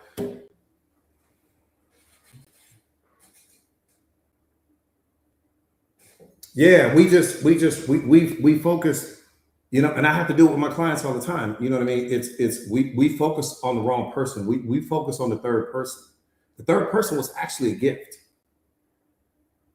And the reason why the third person was a gift is because you were playing the game the right way. But God saw that you were blind in that moment. He saw that you weren't going to never wake up to what was happening. Yeah, you might have had some, your intuition might have been telling you something. Yeah, you might have had some suspicion there, but you didn't have any hard evidence. So he sent somebody in. And when that got exposed, that was data. That situation got exposed because I appreciate that, beloved. Right? That was data. That was God freeing you from that situation. Did it hurt? Absolutely. You weren't ready for all of that. But the third person is not the problem. The one who entertains the third person is the only problem. The one who entertained the third person when they were in a fully committed situation with you is the problem, not the third person. If you focus even 1% of your energy on that third person, you're asleep. I don't even want to talk about the third person. I'm focused on the one that entertained it. Because that's where the problem started. The problem started when they reached out and accepted what the third person was offering. That's when the problem started. No other time.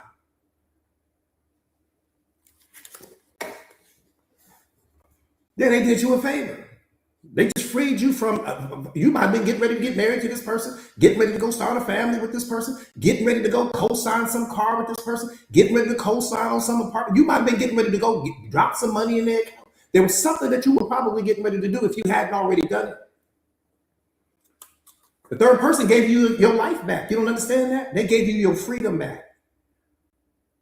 So why would you be mad? Why would you be mad about losing someone that didn't place value on you? Why would you be mad about losing someone that was loyal, more loyal to the situation than they were to you? They were more loyal to their needs than they were to you. Why would you call that a loss? How did you lose? Because you lost somebody that didn't place value on you anyway? You call that a loss? That's a win in my book.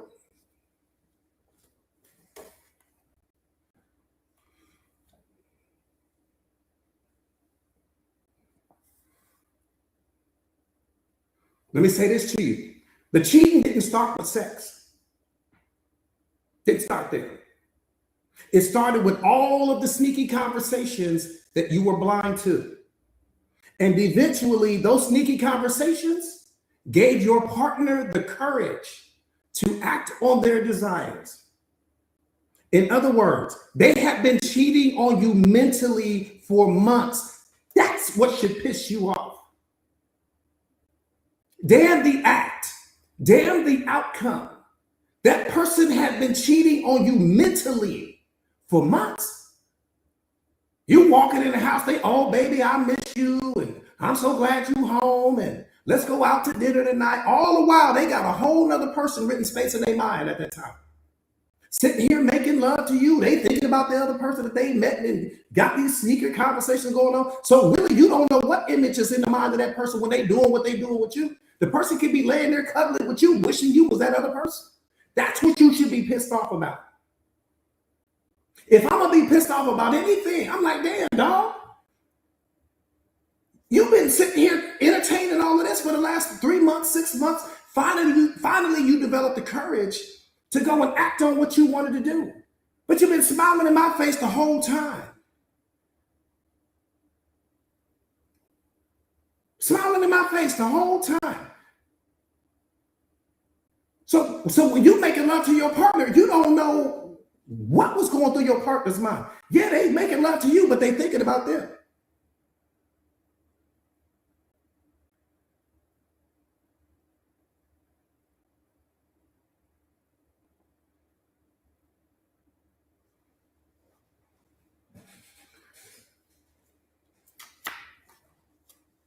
This is mastery for me.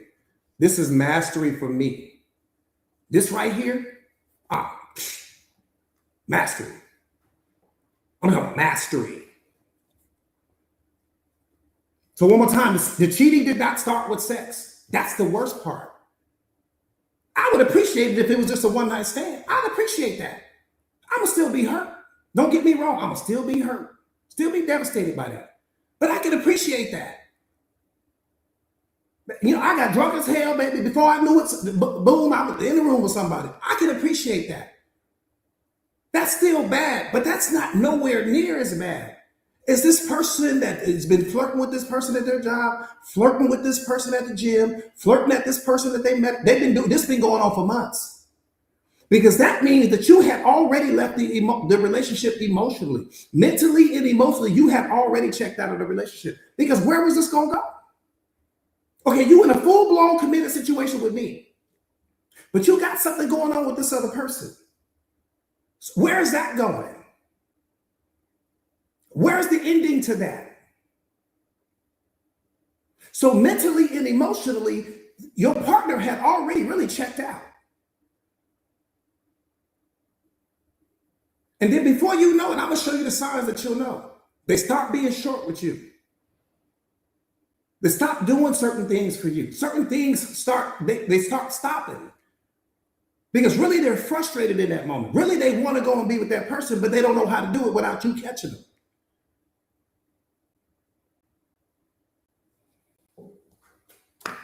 Their whole energy changes.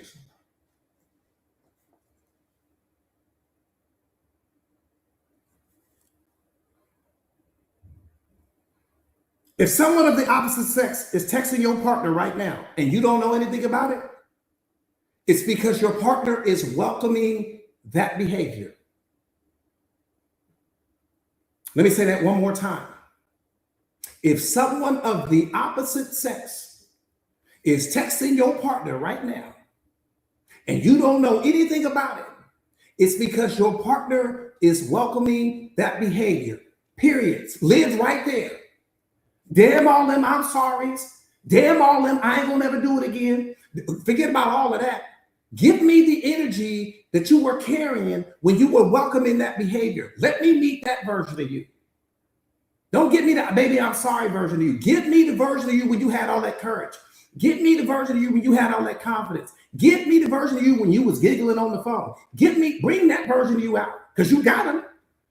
That version of you exists right now. Bring that version of you to the front of the classroom. Let me talk to that version of you.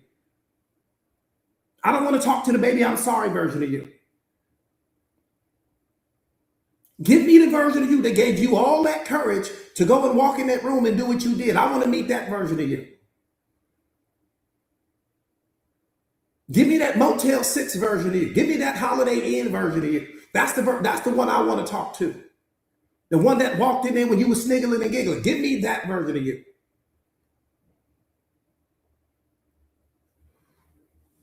When everything was all cute, when you thought you wasn't going to get caught, bring that version of you.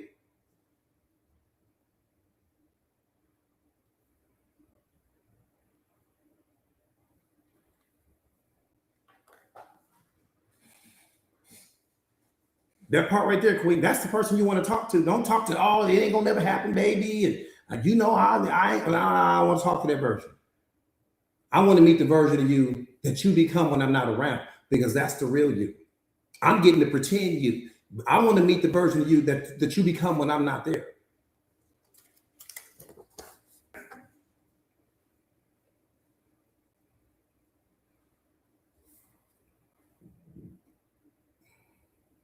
Let me say this one more time, because I want to make sure we don't miss this. If someone of the opposite sex is texting your partner right now, you don't know anything about it. It's because your partner is welcoming that behavior, period. That's the version of them that you want to meet. I appreciate that, beloved. And let me tell you why that's important. The reason why that's so important is because it's a reflection of who they are in your absence. That's what you're seeing. It's a reflection of who they become in your absence.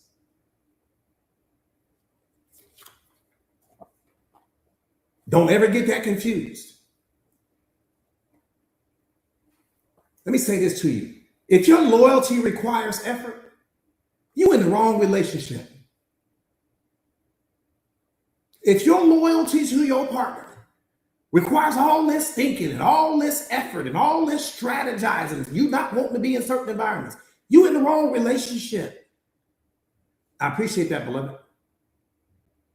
You're in the wrong relationship. Let that person out of your mental prison. See, that's my thing. We jump in relationships knowing. You knew before you jumped in a relationship with a person, you ain't never been committed to somebody. You ain't never been loyal to somebody long term. You knew that when you showed up. But you sold this person, this version of you that's got all this loyalty and all this commitment and all this, I'm going to be your everything. You ain't been everything for nobody. That's the problem. You ain't never been anything for anybody. And once the newness of the relationship wears off, you start looking for other people.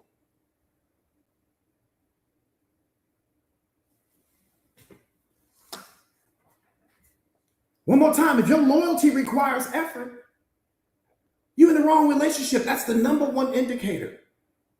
You got people walking around right now where your loyalty requires all this thinking and all this effort and all this other stuff like that, because there's distractions everywhere. Let me say this to you guys. Your relationship is under constant attack.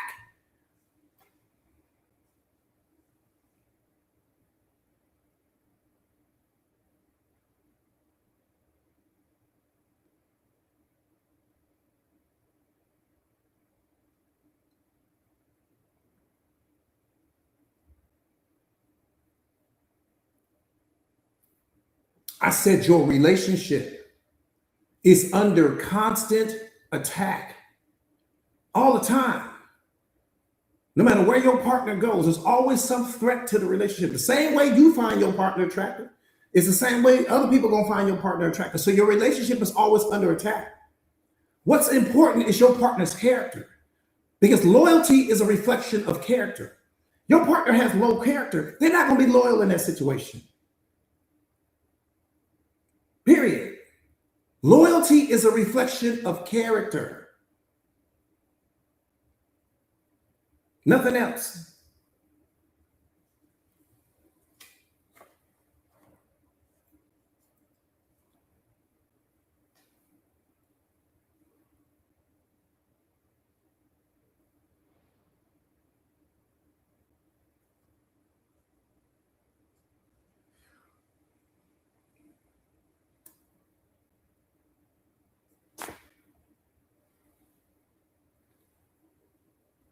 Most people really believe that they're loyal. They really believe it. I don't think there's too many people. I can make the argument, probably none. But I'm just going to say 9 out of 10, just to keep the window open. 9 out of 10 people are going to tell you that they're loyal. You going out on that first date, oh yeah, I'm loyal to everybody. I've been loyal in all my relationships. So most people really believe that. That's a real belief. They believe that. Right? So most people really believe that they're loyal, but the question for you is, are you really loyal, or have you just never been tempted by the right person?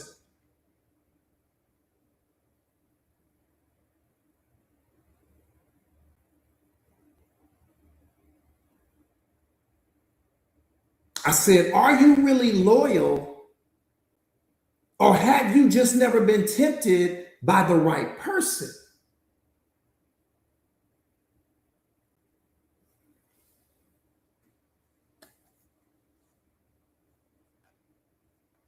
Because temptation isn't random. It's not the person sliding in your DMs who you would never look twice at. Ain't got nothing to do with that. The real test is when someone shows up and has the things that you want. Someone that's attractive, someone that understands you, someone that would listen to you when you feel frustrated, and who makes you feel seen. That's when the real test comes. The person you can actually imagine yourself with. That's when your loyalty gets tested. Because loyalty isn't tested when the option doesn't matter. Your loyalty gets tested when the option does matter.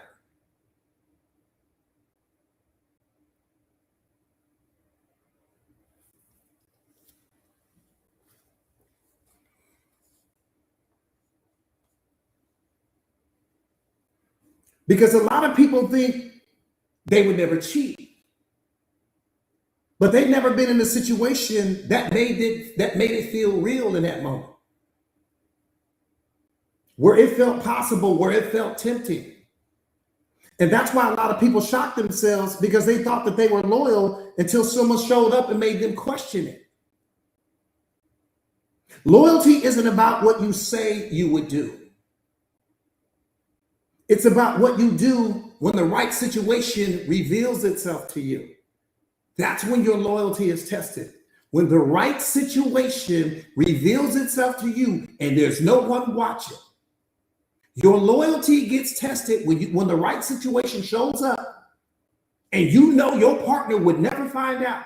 That's when your loyalty gets tested.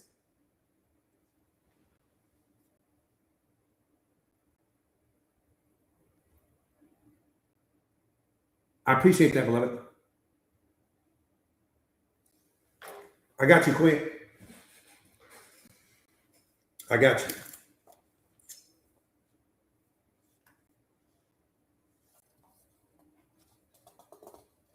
Because that's who you really are.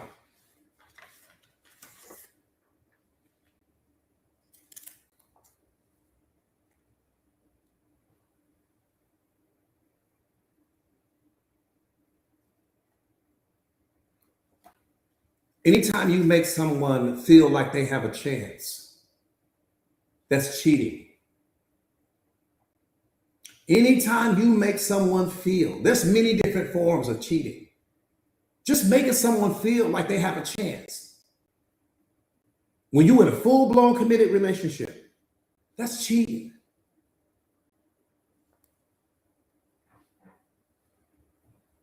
For the records, cheating isn't just sleeping with someone else. If you give someone else your time, energy, and attention while you are in a committed relationship with someone else, that is cheating.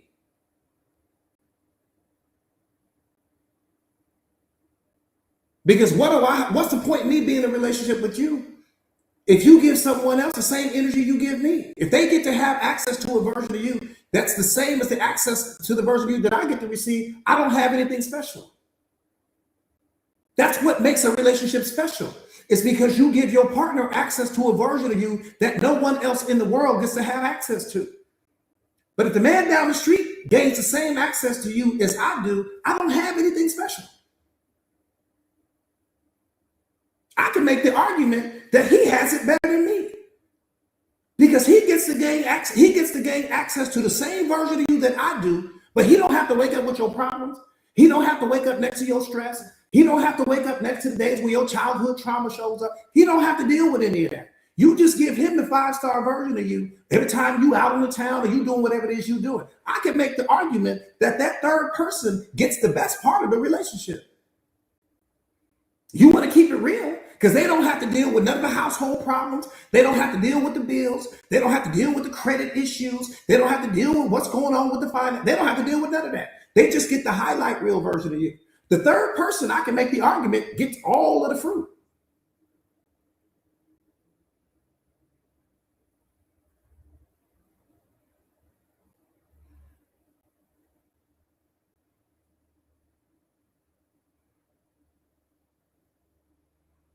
Join the community. You got to join my community, beloved.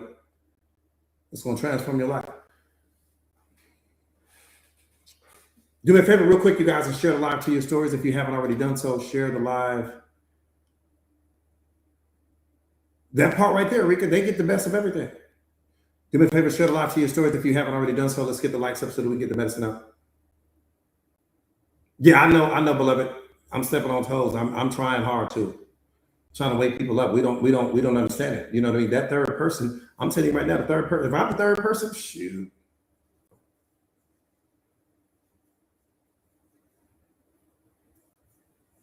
I see it all the time. You know, I coach. When I do my lives, it's really based on real life, right? My lives, A-Town I see, beloved, my lives are really based on real life. It's really based on, I just don't put people's names out there, but it's really based on real scenarios from situations that I see all the time. You know what I'm saying? It's like you might have this man and he 55 years old, 60 years old, whatever the case may be, you know, and he successful, executive, doctor, lawyer, whatever it is he does. He been with his wife for the last 30 years. She get the worst of him. But this woman that he's cheating on her with, she gets the best of him. Because she don't have to deal with none of the household drama. When he out, he transforms into a whole different version of himself. And that's what she gets. She gets the energy. She gets the fun boy. She gets the vacation. She gets the trips. She gets the shopping. She gets the allowances. She get all of that. The wife at home, the one who helped him build the empire, she don't get none of that. She might get a card. She might get some flowers occasionally. She might get a nail spa date here and there. But that third one, oh, she getting everything. She getting the best of him. The wife gets what's left of him. I see it all the time. And I see it on both ends. I see it with the women. I see it with the men. So it's not just one or the other. So just understand that when your partner cheats on you, they gave that person a version of themselves that they haven't given you since the beginning. Just imagine whatever it is you were used to get from that person in the beginning, that's what they give in that third person. Let me say that one more time in case your earpiece may have fallen out. If you are in a relationship with somebody that has cheated on you, the reason why they cheated on you one more time, you don't fall out of love, you fall out of respect. The person fell out of respect for you. That's why they cheated on you. They didn't fall out of love with you because they still love you, but they fell out of respect for you, right? They fell out of respect for you. Okay, freeze that thought. So everything that person used to give you in the beginning, they give to this person now. That's how it works. You just need to look at it through a different filter, because see, you blind to that. That's what you blind to. You think it was just about some sex and some texting and all of that. No, everything that they used to give you in the beginning that you missed, that's kept you holding on to the relationship because you was hoping that y'all would get back to that place, they found someone else to give it to. That's what should piss you off. So when you asking yourself the question, should I give them another opportunity? Should I give them another chance? Why would you do that? They had the courage, intelligence, confidence, and energy to give what you were asking them for to someone else. You'd have to be a damn fool to do that. Everything that you have been asking them to do for you that they wouldn't do, they found someone else to do it for. And you gonna let that person back?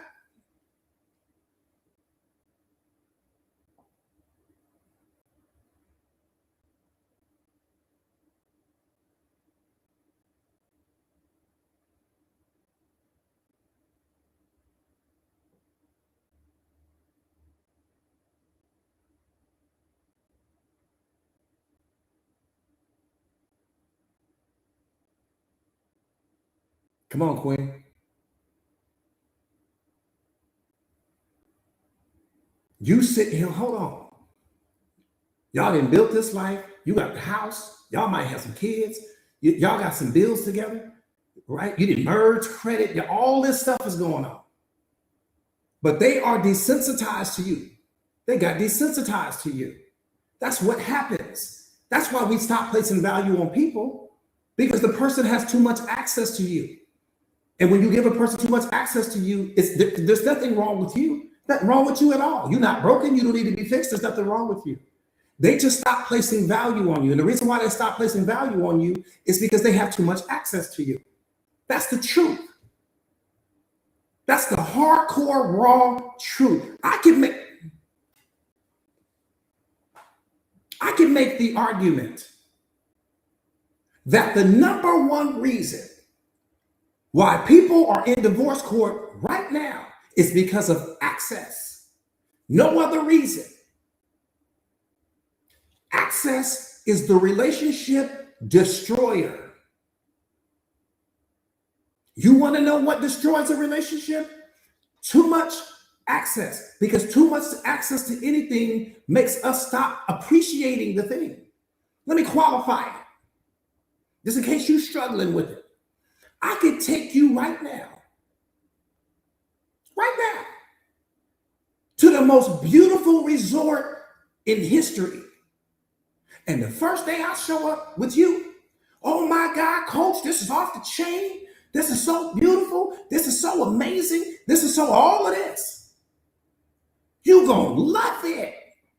You walking around, you taking pictures, you swimming and walking on the beach at night. You doing all that stuff. That's day one. A week later, yeah, you still like it. But you don't feel how you felt day one. A year later, let me tell you what you're going to ask me. Coach, when we going back home? A year later, you're going to ask me with a straight face, Coach, when are we going back home? Because you're going to start missing your little apartment. You're going to start missing your little house. You're going to start missing your little life. You're going to start missing all of that. Why? Because you no longer place value on this paradise that I've sent you to. That's what you're going to tell me. Okay, freeze that thought. The same thing applies to people. When you have all of this access to this person day in and day out, day in and day out, day in and day out, day in and day out, at some point in time, the person didn't change. The person didn't change. The meaning that I attached to the person changed, like paradise. The meaning I assigned to it changed. It's still paradise. I'm just giving it a different meaning. You're still paradise. They're just giving you a different meaning. Guess what they do? They see paradise walking down the street in someone else. Oh, I've never had that before. And all of the meaning that they used to assign to you in the beginning that kept them loyal, they now assign to that new person. It's not that the new person is better than you. It's that they've given different meaning than the meaning they give to you. The meaning that they used to give you in the beginning is what made them loyal, is what made them committed, is what made them open doors, is what made them get you flowers, is what made them give you candy. It's the meaning they assigned to you. Once that meaning went away, so did the gifts. So now here comes this new person. The same meaning they used to attach to you, they now attach to them. And to their sleeping mind, they think that new thing is better than you. I tell you guys this all the time. People will always come back into your life after being disappointed by people after being disappointed by people they thought were better than you.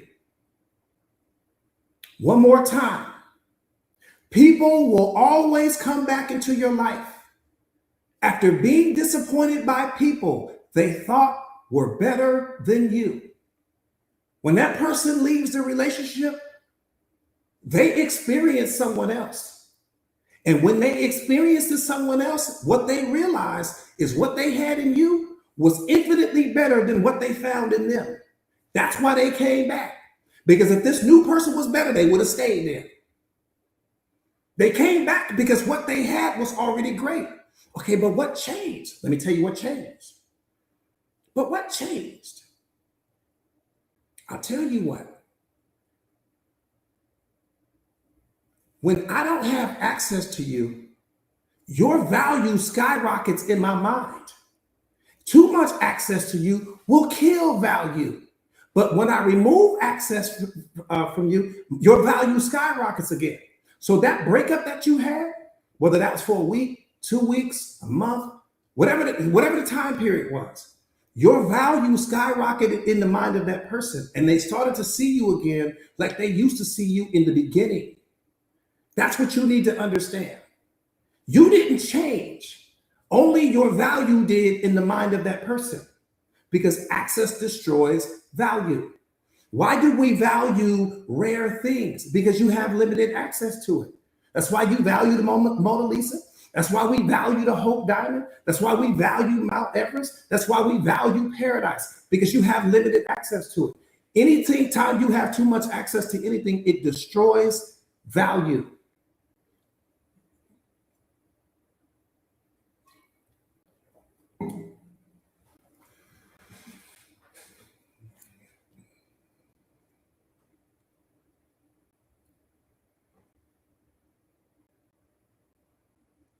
I'm telling you.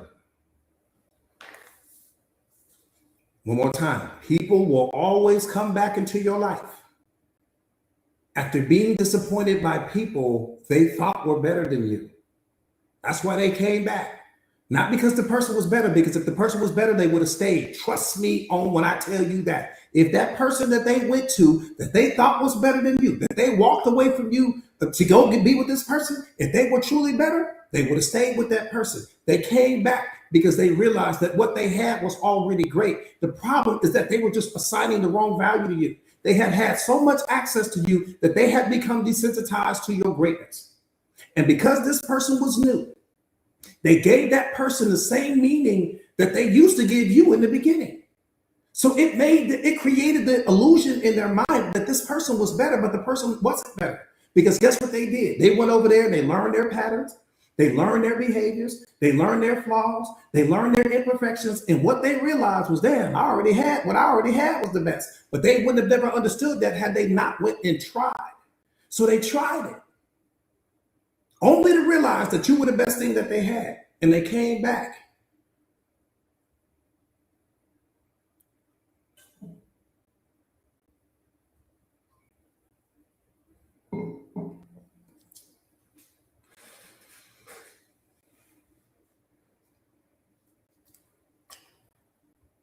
So all of that, I just been by myself this entire time. I just been kind of finding me. I just been doing me. False. That person went and found somebody. And the person that they went and found didn't compare to you. That's why they came back. Don't let a person sit there in your face and lie to you. When that person leaves you, they're leaving you because they found something else. And that something else that they found didn't compare to you, but they never would have known that had they not really went and tried. So they went and tried it. And they learned this person was nowhere near on your level. And then they came back. But they're going to sell you the story. Oh, I just was finding myself and trying to figure myself out. And I just was doing me for a little while. And I started missing you. False. False. It's not how it works. I've been doing this too long. I've been doing this too long. It's not how it works. No, you found somebody. And at least you had the decency to leave me to go figure out what you wanted to figure out with this person. I'm gonna give you that. At least you had the decency to do that. Somebody else would have just cheated. At least you had the decency to leave me. You wouldn't have found this person that you probably was secretly. The person they didn't find the person once they left the relationship. They found the person while they was with you. But they wanted to honor the relationship at least enough to where they wouldn't disrespect the relationship and do anything with that person. So they jumped ship. And that person, oftentimes, that third person may have put pressure on them. See, people will say things like, are we going through a separation right now? You in a full-blown marriage. Are we going through a separation?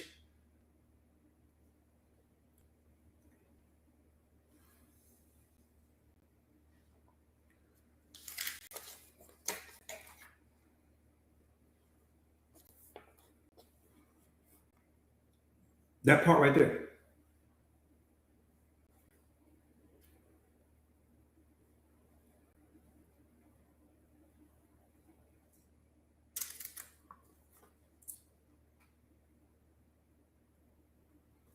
Let me say this to you. Loyalty is black and white. It's one of the only things in life that really is. There's many things that's black and white. But loyalty really is. Loyalty, beloved, is black and white. There is no in the middle. There is no I'm loyal some of the time. I'm kind of loyal. No, you either loyal or you not. It's one of the only things where you are one or the other. There is no in the middle. So again, loyalty is black and white. You're either completely loyal or you're not loyal at all. Loyalty is not a goal. It's a standard. It's not even something that a person should beat their chest about. Like, ooh, I'm super loyal. That's nothing to brag about. Nothing to brag about. Because there is something seriously wrong with your character. If your loyalty is tested every time a certain opportunity appears in front of you, that's the worst person in the world to be with. There is something seriously wrong with your character. If your loyalty comes into question based upon the opportunity that's in front of you at that time.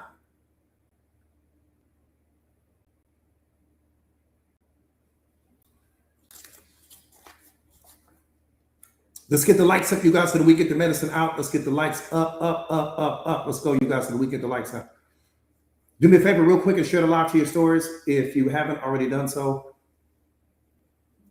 Share the live to your stories if you haven't already done so. But the reason why I'm not loyal to you is because I'm not loyal to me. That's the real truth. The reason why that person isn't loyal to you is because they're not loyal to themselves. I don't keep my word to me. So how can I keep my word to you if I don't keep it to me? That's the real truth. I ain't loyal to me. I don't show up for me. So you ain't got a shot.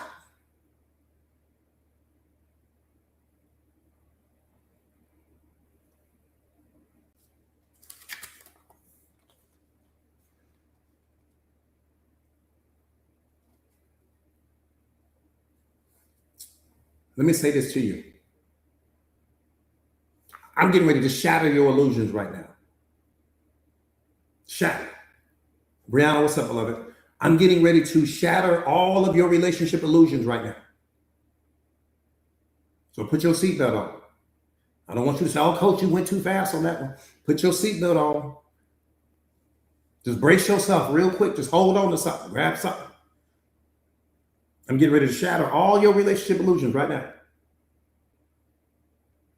Princess, what's up, beloved? Princess, we getting ready to shatter the illusions, Princess. Come on, princess, me and you. Mountain Girl, I see you, beloved. Watch this right here. Watch this right here. This is the realest thing I'm ever tell you. We on the same team. Hold on. Let's put the car in park. JBE, I see you, beloved. Let's put the car in park real quick. We're on the same team. It's not me and you. It's not me versus you. We're on the same team. My job is to game you up. My job is to make sure that you're not living out of your illusions. You're not living out of your fantasies. You're seeing things as they really are, not as you imagine them to be. You're seeing people as they really are, not as you hope they become. You're seeing the truth. You're seeing through people. You're seeing through the games that people play. That's my job, to game you up. It's never me against you. I'm like the martial arts instructor. When you walk into the gym, you don't know anything. But the martial arts instructor is a black belt, or she's a black belt. They're trying to get you to black belt status. So that's the whole point. I need you to be a black belt in your life, beloved. So I'm going to throw everything at you. Some of the things are going to stick. Some of the things won't. Chew up the meat, spit out the bones. Everything I say won't apply to you. Right? So you chew up the meat and you spit out the bones. We talk about this all the time. Everything is you pushed out. I'm the future version of you. Imagine what's going to happen when you become this version of you. The version of me that I am, when you become this version of you, with your mindset, your temperament, your look, everything, your energy, your aura, and everything you bring to the table, and you're going to be chopping their head off.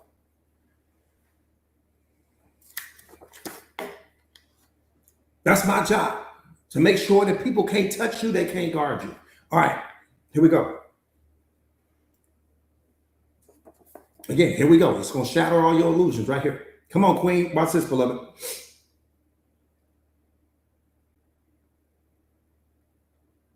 Here's the rawest truth. Inside of every person that you know, there is a version of them that you don't know. Because what you know is how that person acts in your presence. But here's the problem.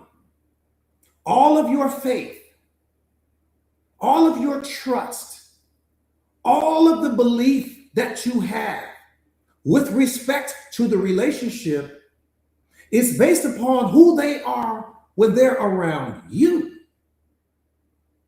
But what you don't know is who they transform into in your absence. That's what you are blind to.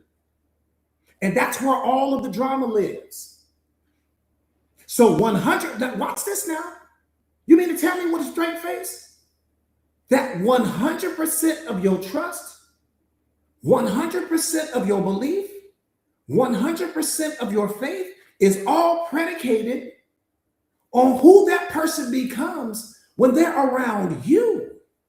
Which means that the version of all of that means that that's a story in your mind. Because anyone can act right in your presence. That's the easiest thing in the world.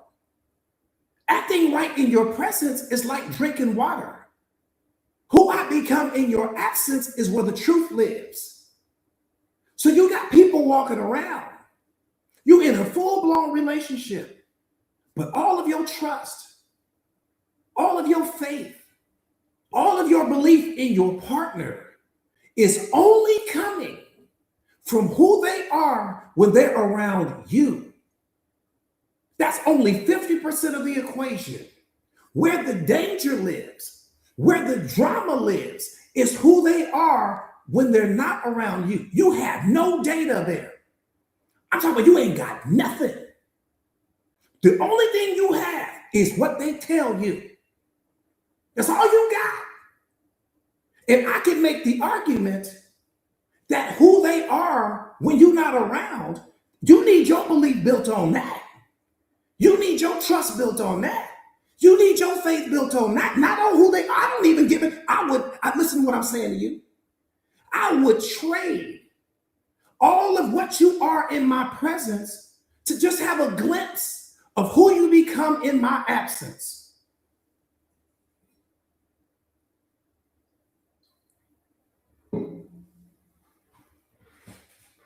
I need you to see the problem with that. If you don't see the problem with that, you got two problems right now. I said, if you don't see the problem with that, you got two whole category 5 problems.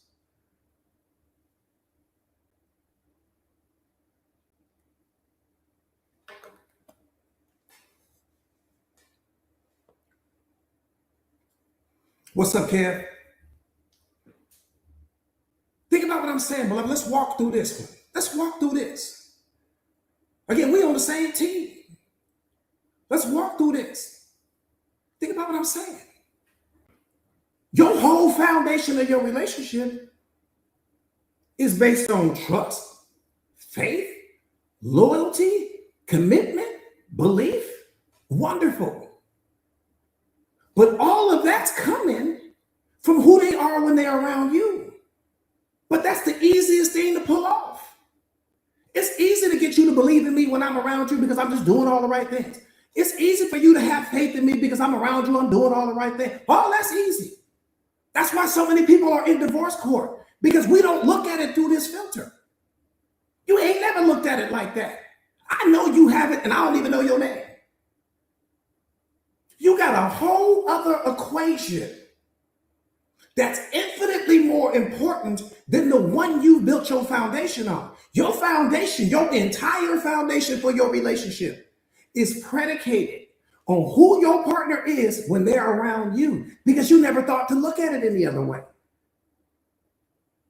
This is the first time you looking at it through that filter for the very first time, and you saying, damn, he ain't lying. You have no data with respect to, you don't have faith because that's the darkness of the relationship. You don't have trust because that's the darkness of the relationship. You don't have belief because that's the darkness of the relationship. You can imagine. I'm going to tell you what you do. I'm going to tell you what you do. I'm going to tell you what you do.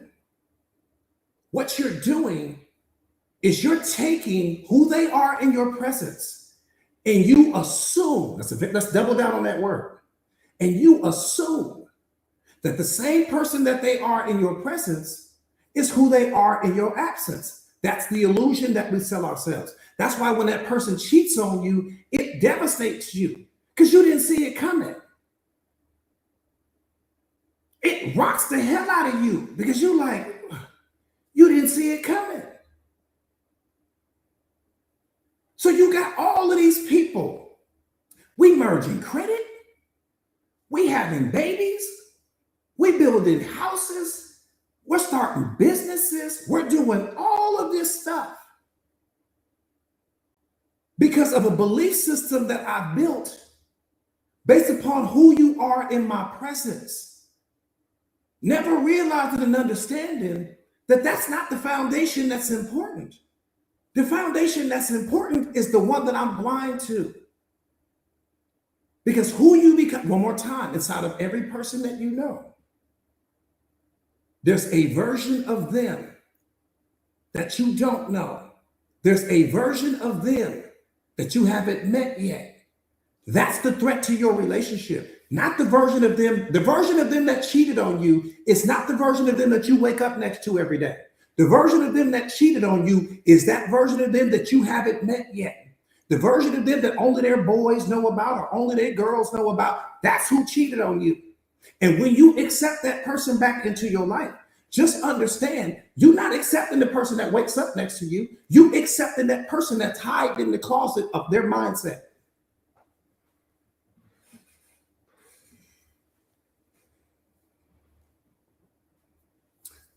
Do me a favor real quick, you guys, and share the live to your stories if you haven't already done so.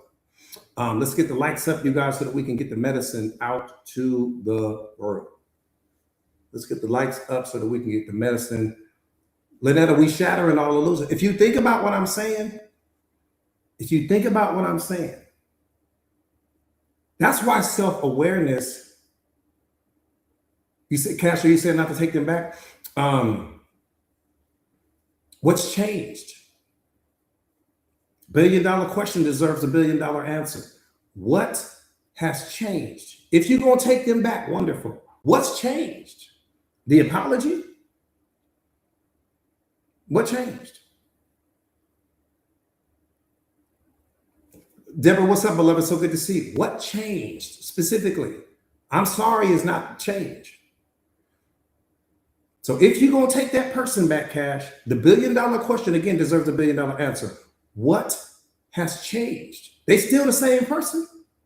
What's going to stop them from doing it again? Because here's the thing. What God let you do, he let you see who they really are. He let you see who they really are. Why? Because he sees who they are when you're not there. That's why.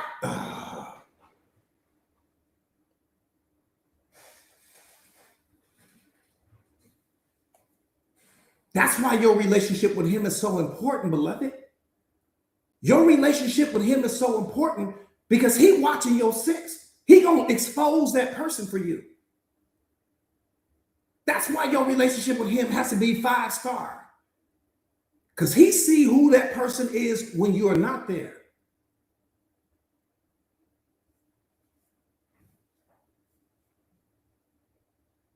Do me a favor real quick, you guys. Cosmic G, what's up, my brother? Do me a favor. That's why I don't worry. I tell you right, I promise you, I don't worry. I don't lift my eyebrow. I'm not curious. I'm not wondering. I'm not any of that.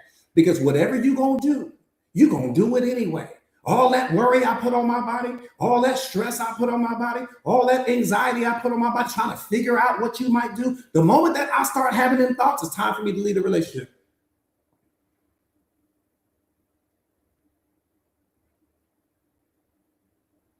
The moment that I have to worry, the one that I got to get all that, it's time for me to leave. Time for me to go. That's it. It's time for me to go. Because now my question to you is, where's the self-love? Where's the self-respect?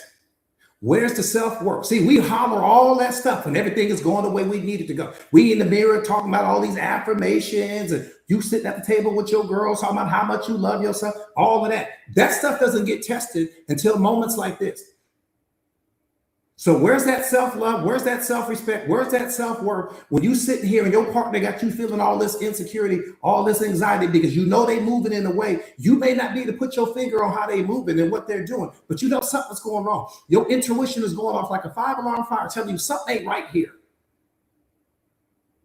They sitting here telling you tripping and you overthinking and you being too emotional, you being all of these things, only for you to turn around and find out that they really did it. And now they want to tell you, I'm sorry for something that you already had the evidence of, but something that you already felt, but you just didn't have the evidence of.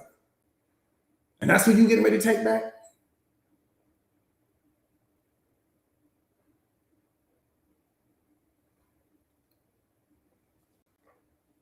That's who you taking back?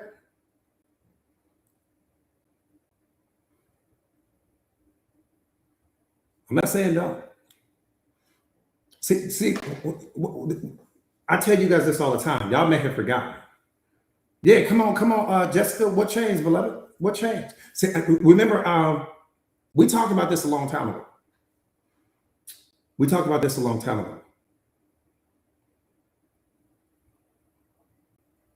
Every version of yourself that you have ever been throughout the history of your life, you still are right now. Every version of you that you have ever been throughout the history of your life, you still are right now. Which means that the cheater is still in that person. So when I ask you what changed that? The cheater is still in the person. So we didn't address the problem. Because your mindset has to be, well, something triggered them to cheat on you the first time. Let's get to the truth here. Something triggered that person to cheat on you the first time. Do we understand what that is? And then not only that, the cheater in them is still in them. So when you say, well, did they change? No, people don't change. We transform. We evolve, but we don't change. We just stop giving energy to a version of ourselves that no longer serves us. That's what you call change. What you call change is someone no longer giving energy to a version of themselves that no longer serves them. For example, if you used to be an alcoholic, you just don't give energy to that version of yourself, but the alcoholic is still there. If you used to be a smoker, you don't give energy to that version of yourself, but the smoker version of you is still there. You stop working out. You just don't give energy to that version of yourself, but the fitness person in you is still there.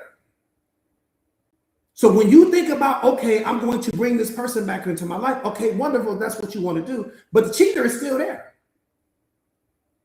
And the same thing that triggered them to cheat on you the first time, something else can trigger them to cheat on you the second time. That's what I'm trying to get you. See, let me tell you, let me game you up. Let me game you up real quick. When you accept someone back into your life after they cheated on you, let me tell you what you did. You made them smarter. Oh, yeah. You gave them a Harvard level education into how to play you the next time. They won't get caught the next time. God gave you an opportunity to catch it the first time. He exposed them the first time. But when you allowed that person to come back into your life, you made them smarter. Next time they're going to get a different phone. Next time there was a mistake that they made that they will never make that same mistake again. You made them smarter. So understand that. So now you're like, oh yeah, our relationship is perfect now. No. The person is just moving in a way that you blind to now. You gave me up.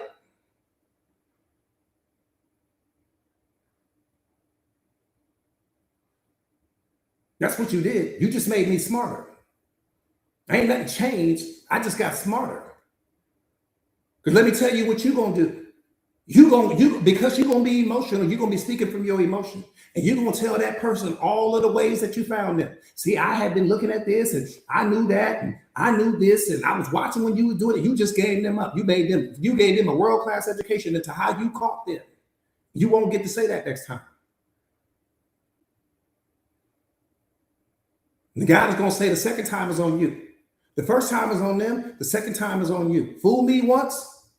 That's on you. Fool me twice, that's on me.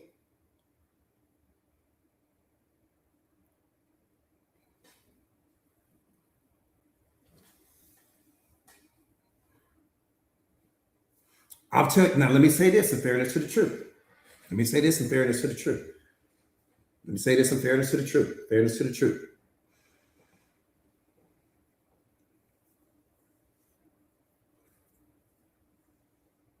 The only way, I'm just talking for me, I can't speak for you. I appreciate that, Brock. I appreciate that, beloved. I'm gonna just keep it 1,000. I would accept somebody back into my life that cheated on me if that person has become self-aware and if that person has become emotionally intelligent, because that's real change.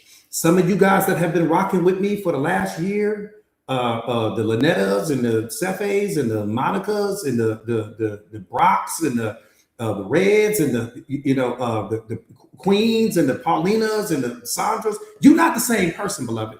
I ain't gonna let nobody. I'll fight somebody before I let them tell me that you're the same person. You're not the same person. You don't think the same. You don't move the same. You don't act the same. You don't believe the same. Your consciousness is the same. A-Town as well. Y'all not the same. You're just not the same person. And so if this person has went, Tara, if this person has went and really put in the work like y'all doing, yeah, take that person back. Because I'm gonna be honest with you, I can make the argument that the person that you allow back into your life that has went and really put in the work, they're gonna place greater value on you than anyone else, because they know how they hurt you the first time, but they also went, that thing triggered them to go and change and to transform. Like see, your pain brought you to self-awareness. That's what brought you here. Something had happened. Joanna, you won as well. Turning Heads, Cat Lover, all you guys. You're not the same person no more. That old version, and here's the thing. I'm gonna tell you what's beautiful. Who you used to be, you will never go back to being. Deborah, you the same. You ain't gonna never go back to being that version of you. So if I'm talking to somebody that comes to me and they say, Coach, I'm thinking about taking Deborah back. I'm thinking about taking Red back. I'm thinking about taking Paulina back. I'm thinking about taking Sandra back, Tara back. What do you think? I'm saying you need to do it. You need to do it right now. You need to double down on the speed. You need to be moving like a rocket. Man, you got the best thing in the world because you put in the work. You're not the same anymore. You're not going to ever go back to being who you used to be. So when you ask me if you should accept somebody back into your life, yeah, if they've been done with the people that's showing up, that's been rocking with me, hell yeah, take that person back.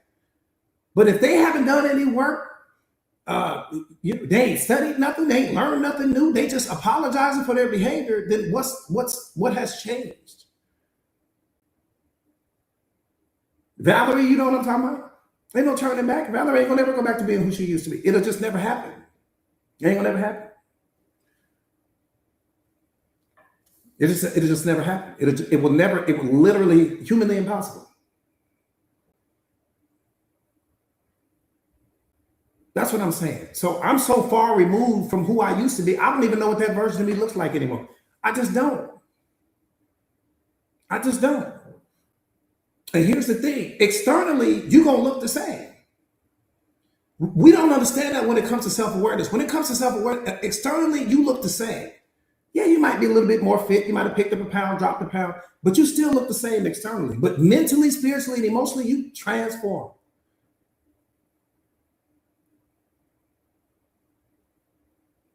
Appreciate that, beloved. So that's why I'm saying, so if you're going to bring somebody back into your life that's cheated on you and they went through what these guys have gone through to put in the work on themselves, and you won the relationship lottery. But if nothing's changed, then what are we doing? That makes sense?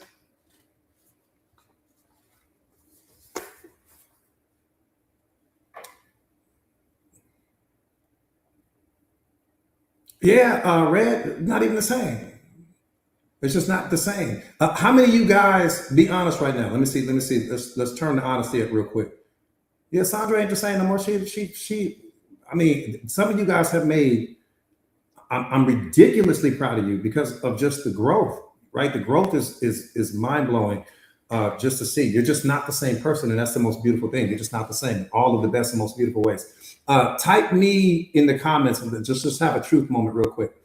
Type me in the comments. Yeah, TikTok, you've been rocking with me for so long. Type me in the comments right now if you are lonely. Let's just have a moment here.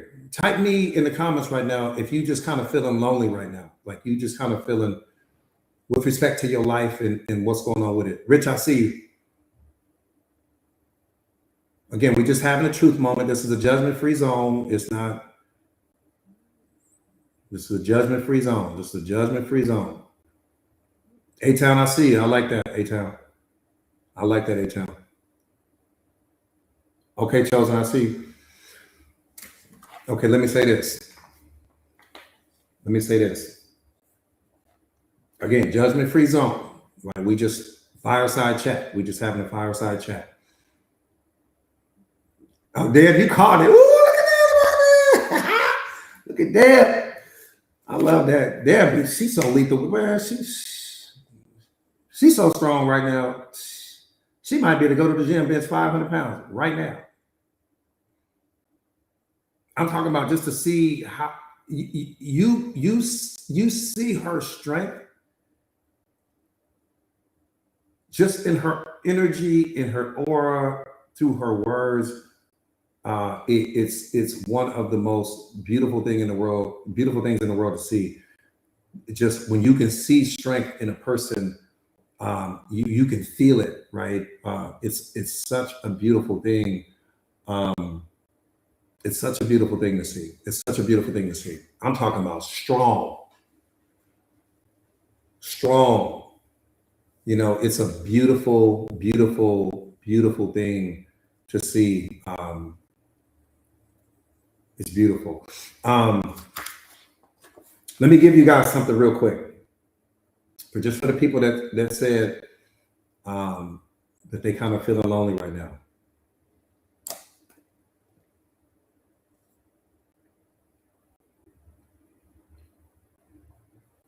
Loneliness is not cured by human contact. You're welcome, beloved. Loneliness is not cured by human contact. Ever. Because you can be sitting next to a person on the couch, shoulder to shoulder, and still feel lonely. Some of you guys have been in a relationship with someone for 5 years, 10 years, and felt lonely. I'm talking about in a full-blown relationship, but you still felt lonely. I'm just qualifying my point, right? Loneliness is not cured by human contact. Loneliness can only be cured by coming in contact with the truth.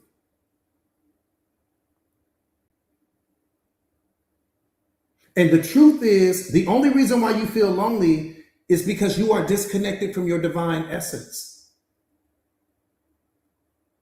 No other reason. And if you're disconnected from your divine essence, that means that you're not experiencing your own love, which means that you're going to go out and try and seek someone else's. You feel lonely because you have convinced yourself that something is missing from you. And until you wake up to the truth that what's missing can never be found in some external source, you will continue to feel lonely. You cannot solve your internal problems from an external perspective. And if you feel lonely and you're considering jumping into a new relationship to cure your loneliness, right? So you feel lonely and you're considering jumping into a relationship with someone else to cure the loneliness. You've already hurt the relationship. You're going to hurt the person. You're going to hurt the relationship, and you're going to hurt the person if you're considering jumping into a relationship to cure the loneliness. Let me tell you why. Because you're going to bring your brokenness into the relationship. You're going to bring all of the unhealed versions of yourself into the relationship. And in the beginning, it's going to be exciting. It's going to be fun. And you're going to be convinced that you're not lonely anymore. But what's going to happen is that the newness of that relationship is going to wear off. And when the honeymoon phase of that relationship wears off, you're going to go back to being who you were before you ever got in the relationship to begin with. And then you're going to punish this new person for agreements that they never made. You're going to punish this new person for things that they failed to give you because you failed to realize that your loneliness could never be cured from an external perspective. That's why that's important. The most dangerous thing that you can do when you are lonely is to look for human company, is to jump into a relationship because you're not healed, beloved. You're disconnected from who you are. And so in the beginning, it's going to be excitement. There's going to be joy. There's going to be sparks. There's going to be all of those things. That always comes in the beginning. But at some point in time, you're going to go back to being who you were because you're going to get desensitized to the presence of this person. The same way we do when we get a brand new car, right? When you get a brand new car, you got all this excitement and all this happiness. You're driving around, you're showing it off to people, you're doing all these things. A year later, you don't show the car off to anyone. You don't even talk about the car. It's not that you don't enjoy the car anymore. It's not that you're ungrateful for the car, but the newness of it wears off. And that happens with every relationship we have, the relationship with your car, the relationship with your clothes, and the relationship that we have with people. The newness always wears off. And God was so smart when he did that. He was so smart when he did that. He said, I'm going to let you experience temporary joy and temporary excitement in the beginning. Because if I allow these things to give you long-lasting joy and long-lasting excitement, you'll never come back to me. Oh, he was a beast when he did that. That may have been one of the coldest things he had ever done, was to give you temporary joy, temporary excitement, anytime you add something new to your life. But if he allowed, use your spiritual common sense, if he allowed everything in your life to give you long-term joy and long-term excitement and long-term happiness, you wouldn't need him. You wouldn't need him. So let me tell you what you do. You start adding things to your life, and then that newness fades away. And then you add some more things to your life, and then that newness fades away. But what you fail to realize is that the feeling that you get from the newness comes from you. That's what he's trying to wake you up to. He's trying to say everything that you add to your life, beloved, is neutral. The feeling is in you. I want you to know that you are the feeling you've been searching for. You are the thing you've been searching for. You are the love you've been searching for. You are the happiness you've been searching for. You've just been looking for it in things.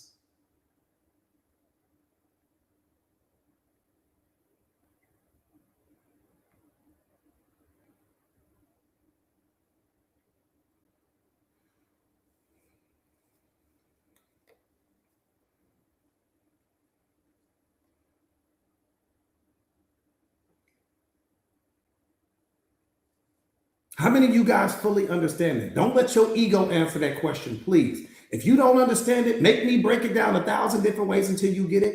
But whatever you do, do not let your ego answer that question. How many of you guys fully understand what I just said? Fully understand, mentally, emotionally, and spiritually.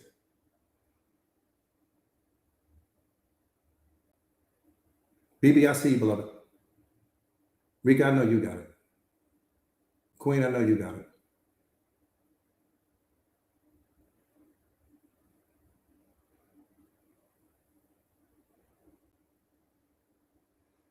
Okay. Y'all don't let your ego, don't let me pull off from this conversation because your ego says, you got it. Because your ego is trying to trick you out of your divinity. Okay, Tiff. Ray, you said somewhat. I appreciate your honesty, Ray. I appreciate your honesty, Ray. Emmanuel, I appreciate your honesty, beloved. Deb, I see you, beloved. I appreciate your. Let me break it down. Let me see if I can give it to you a different way.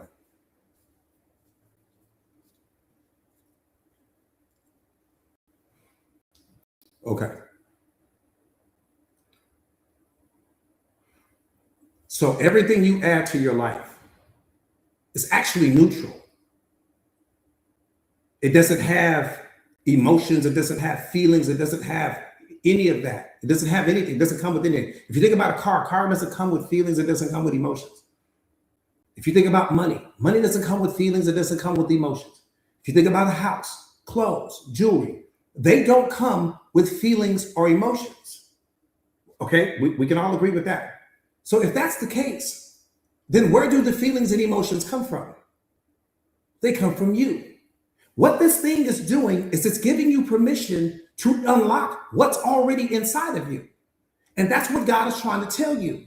The feeling that you are chasing, you are already in possession of. Here's the problem. You don't give yourself permission to experience it until you add something new to your life, right? So you add a car to your life. You assign meaning to that car. When you assign meaning to that car, you give yourself permission to experience joy. You give yourself permission to experience excitement. You give yourself permission to feel more confident. You give yourself permission to experience abundance. But my point is that the car itself did not transfer feeling over to you, didn't transfer emotion over to you. You gave yourself permission to experience what you were already in possession of. You add some money to your life. Wonderful. The money doesn't come with feeling and emotion. So where'd that come from? It came from you. You assigned meaning. The secret to life is meaning and emotion. You assigned meaning to the money. When you assigned meaning to the money, you felt more confident. You felt more self-assured. You felt secure. You felt all of these different feelings. But here's the thing. You already were in possession of the feeling, whether you added money or not. The money only gave you permission to unlock what you were already in possession of. And what God is trying to do is this through self-awareness. He's saying, beloved, every single feeling that you experience when you add something to your life, it's you. You are the experience. See, it's not money that we're chasing. We're chasing the feeling that money gives us. We're chasing the sense of security that it gives us. We're chasing who it allows us to become. But all of those things you were already feeling. You just didn't give yourself permission to feel it until you got the money or you got the car or you got the promotion. Let me say this. When you get that promotion from work, the feeling doesn't come from work, the feeling comes from you. But you could have felt like the boss the entire time. You could have felt like the CEO the entire time. But you would not allow yourself to experience that until someone actually handed you the title, until someone actually handed you the position. And what God is trying to wake you up to is He's saying, beloved, why are you holding your feelings hostage? Why are you holding your emotions hostage?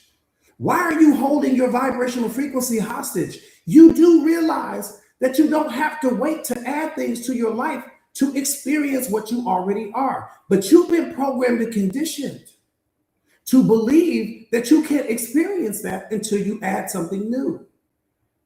And so that's why you don't give yourself permission to experience love until you add somebody to your life. You don't give yourself permission to experience joy until you add somebody to your life. Or till you add, but what self-awareness is going to do is it's going to wake you up to you understanding. And watch this. This is when you're going to become powerful. I used to chase money. I don't chase it anymore. Because what I understand is that the feeling that money is going to give me, I need to master the ability to give it to myself. I'm not telling you that money is not important. It's critically important. But what I'm saying is that when I get the money, I'm not losing control of myself. I'm not a slave to the money because I understand I am the feeling that money gives me. Money is not the feeling. I am the feeling that money gives me. And when you wake up to that, I am the feeling that comes with owning the Rolls Royce. The Rolls Royce doesn't give me that Rolls Royce feeling. I give it to myself. So now when I get the car, it's just a car. It's just a means of transportation, right? Do you understand what I'm saying? So I don't work to where before self-awareness, I get the Rolls Royce. The car had the power over me because I'm thinking that the car is responsible for the way I feel. No, it wasn't. I was responsible for the way I felt in that moment when I gained access to the car. That's what I'm saying. And so that's what self-awareness is going to wake you up to. I'm not saying don't go get the cars. I'm not saying don't go get the jewelry. I'm not saying don't go get the houses. I'm not saying don't go get the 5-star life. In fact, go get it all. Go get all of it. What I'm saying, though, is when you get it, place the value where it needs to really be placed. Place the value on you. Don't place the value on the car because you manifested the car. Don't place the value on the money because you manifested the money. Don't place the value on the house because you manifested the house. Everything is coming from you. Place the value where it needs to be placed, which is on you. That's what I'm saying. Does that make sense?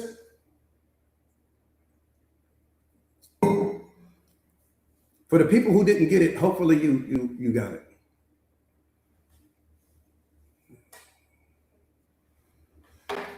Everything comes from you, beloved. That's what I need you to understand. Nothing comes from anything outside of you. Nothing has the power to screw off the top of your head and pour feeling and emotion into it. Everything is coming from you. You've just been holding your feelings and emotions hostage because you wait till you add something new to your life to give yourself permission to experience what you already are naturally. So just imagine if you're walking around all day with that Rolls Royce feeling. Just imagine if you're walking around all day with that mansion feeling. Just imagine if you're walking around all day with that $1 million feeling. Just imagine. I'm going to give it to you in a way I know you don't miss it. Let me give it to you in a way I know you don't miss it.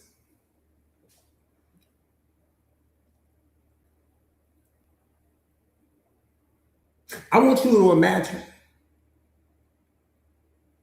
that you work for this billionaire and the billionaire loves you, but he's old now. He's 90 years old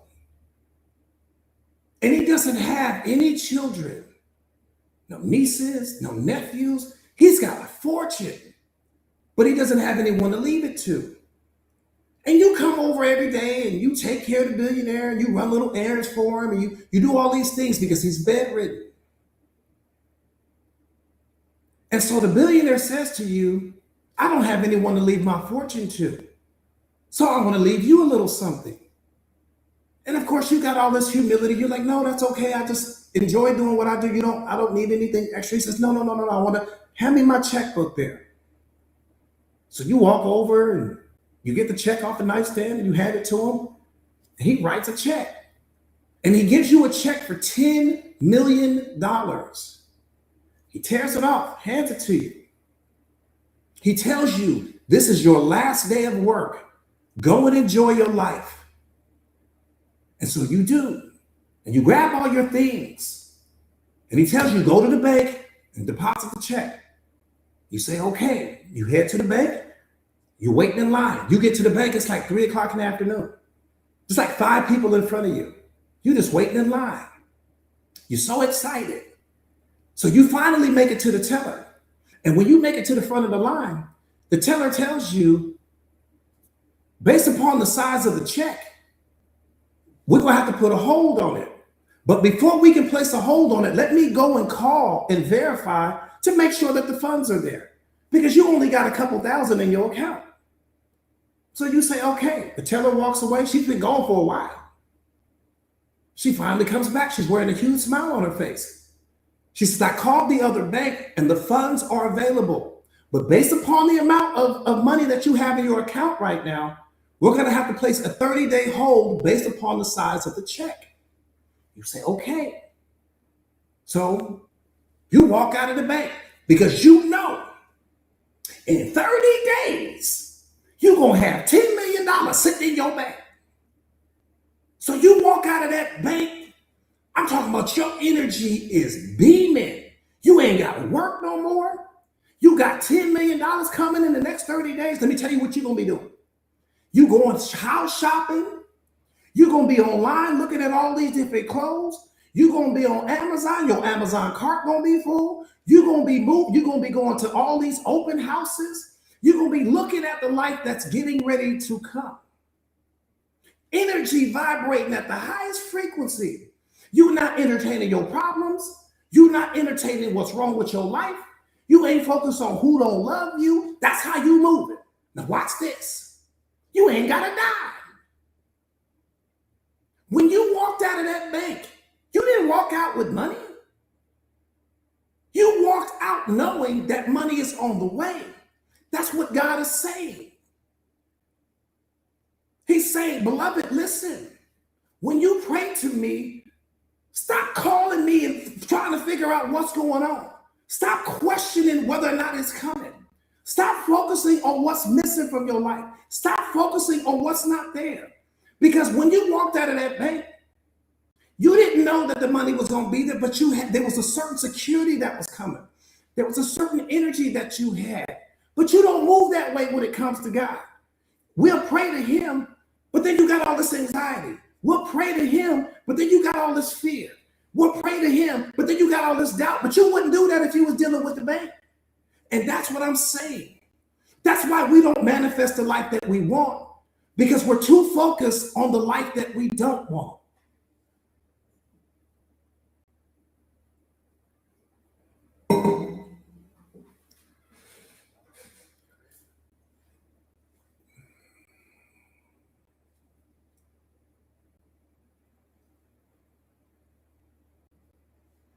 I'm going to set my mic down on that.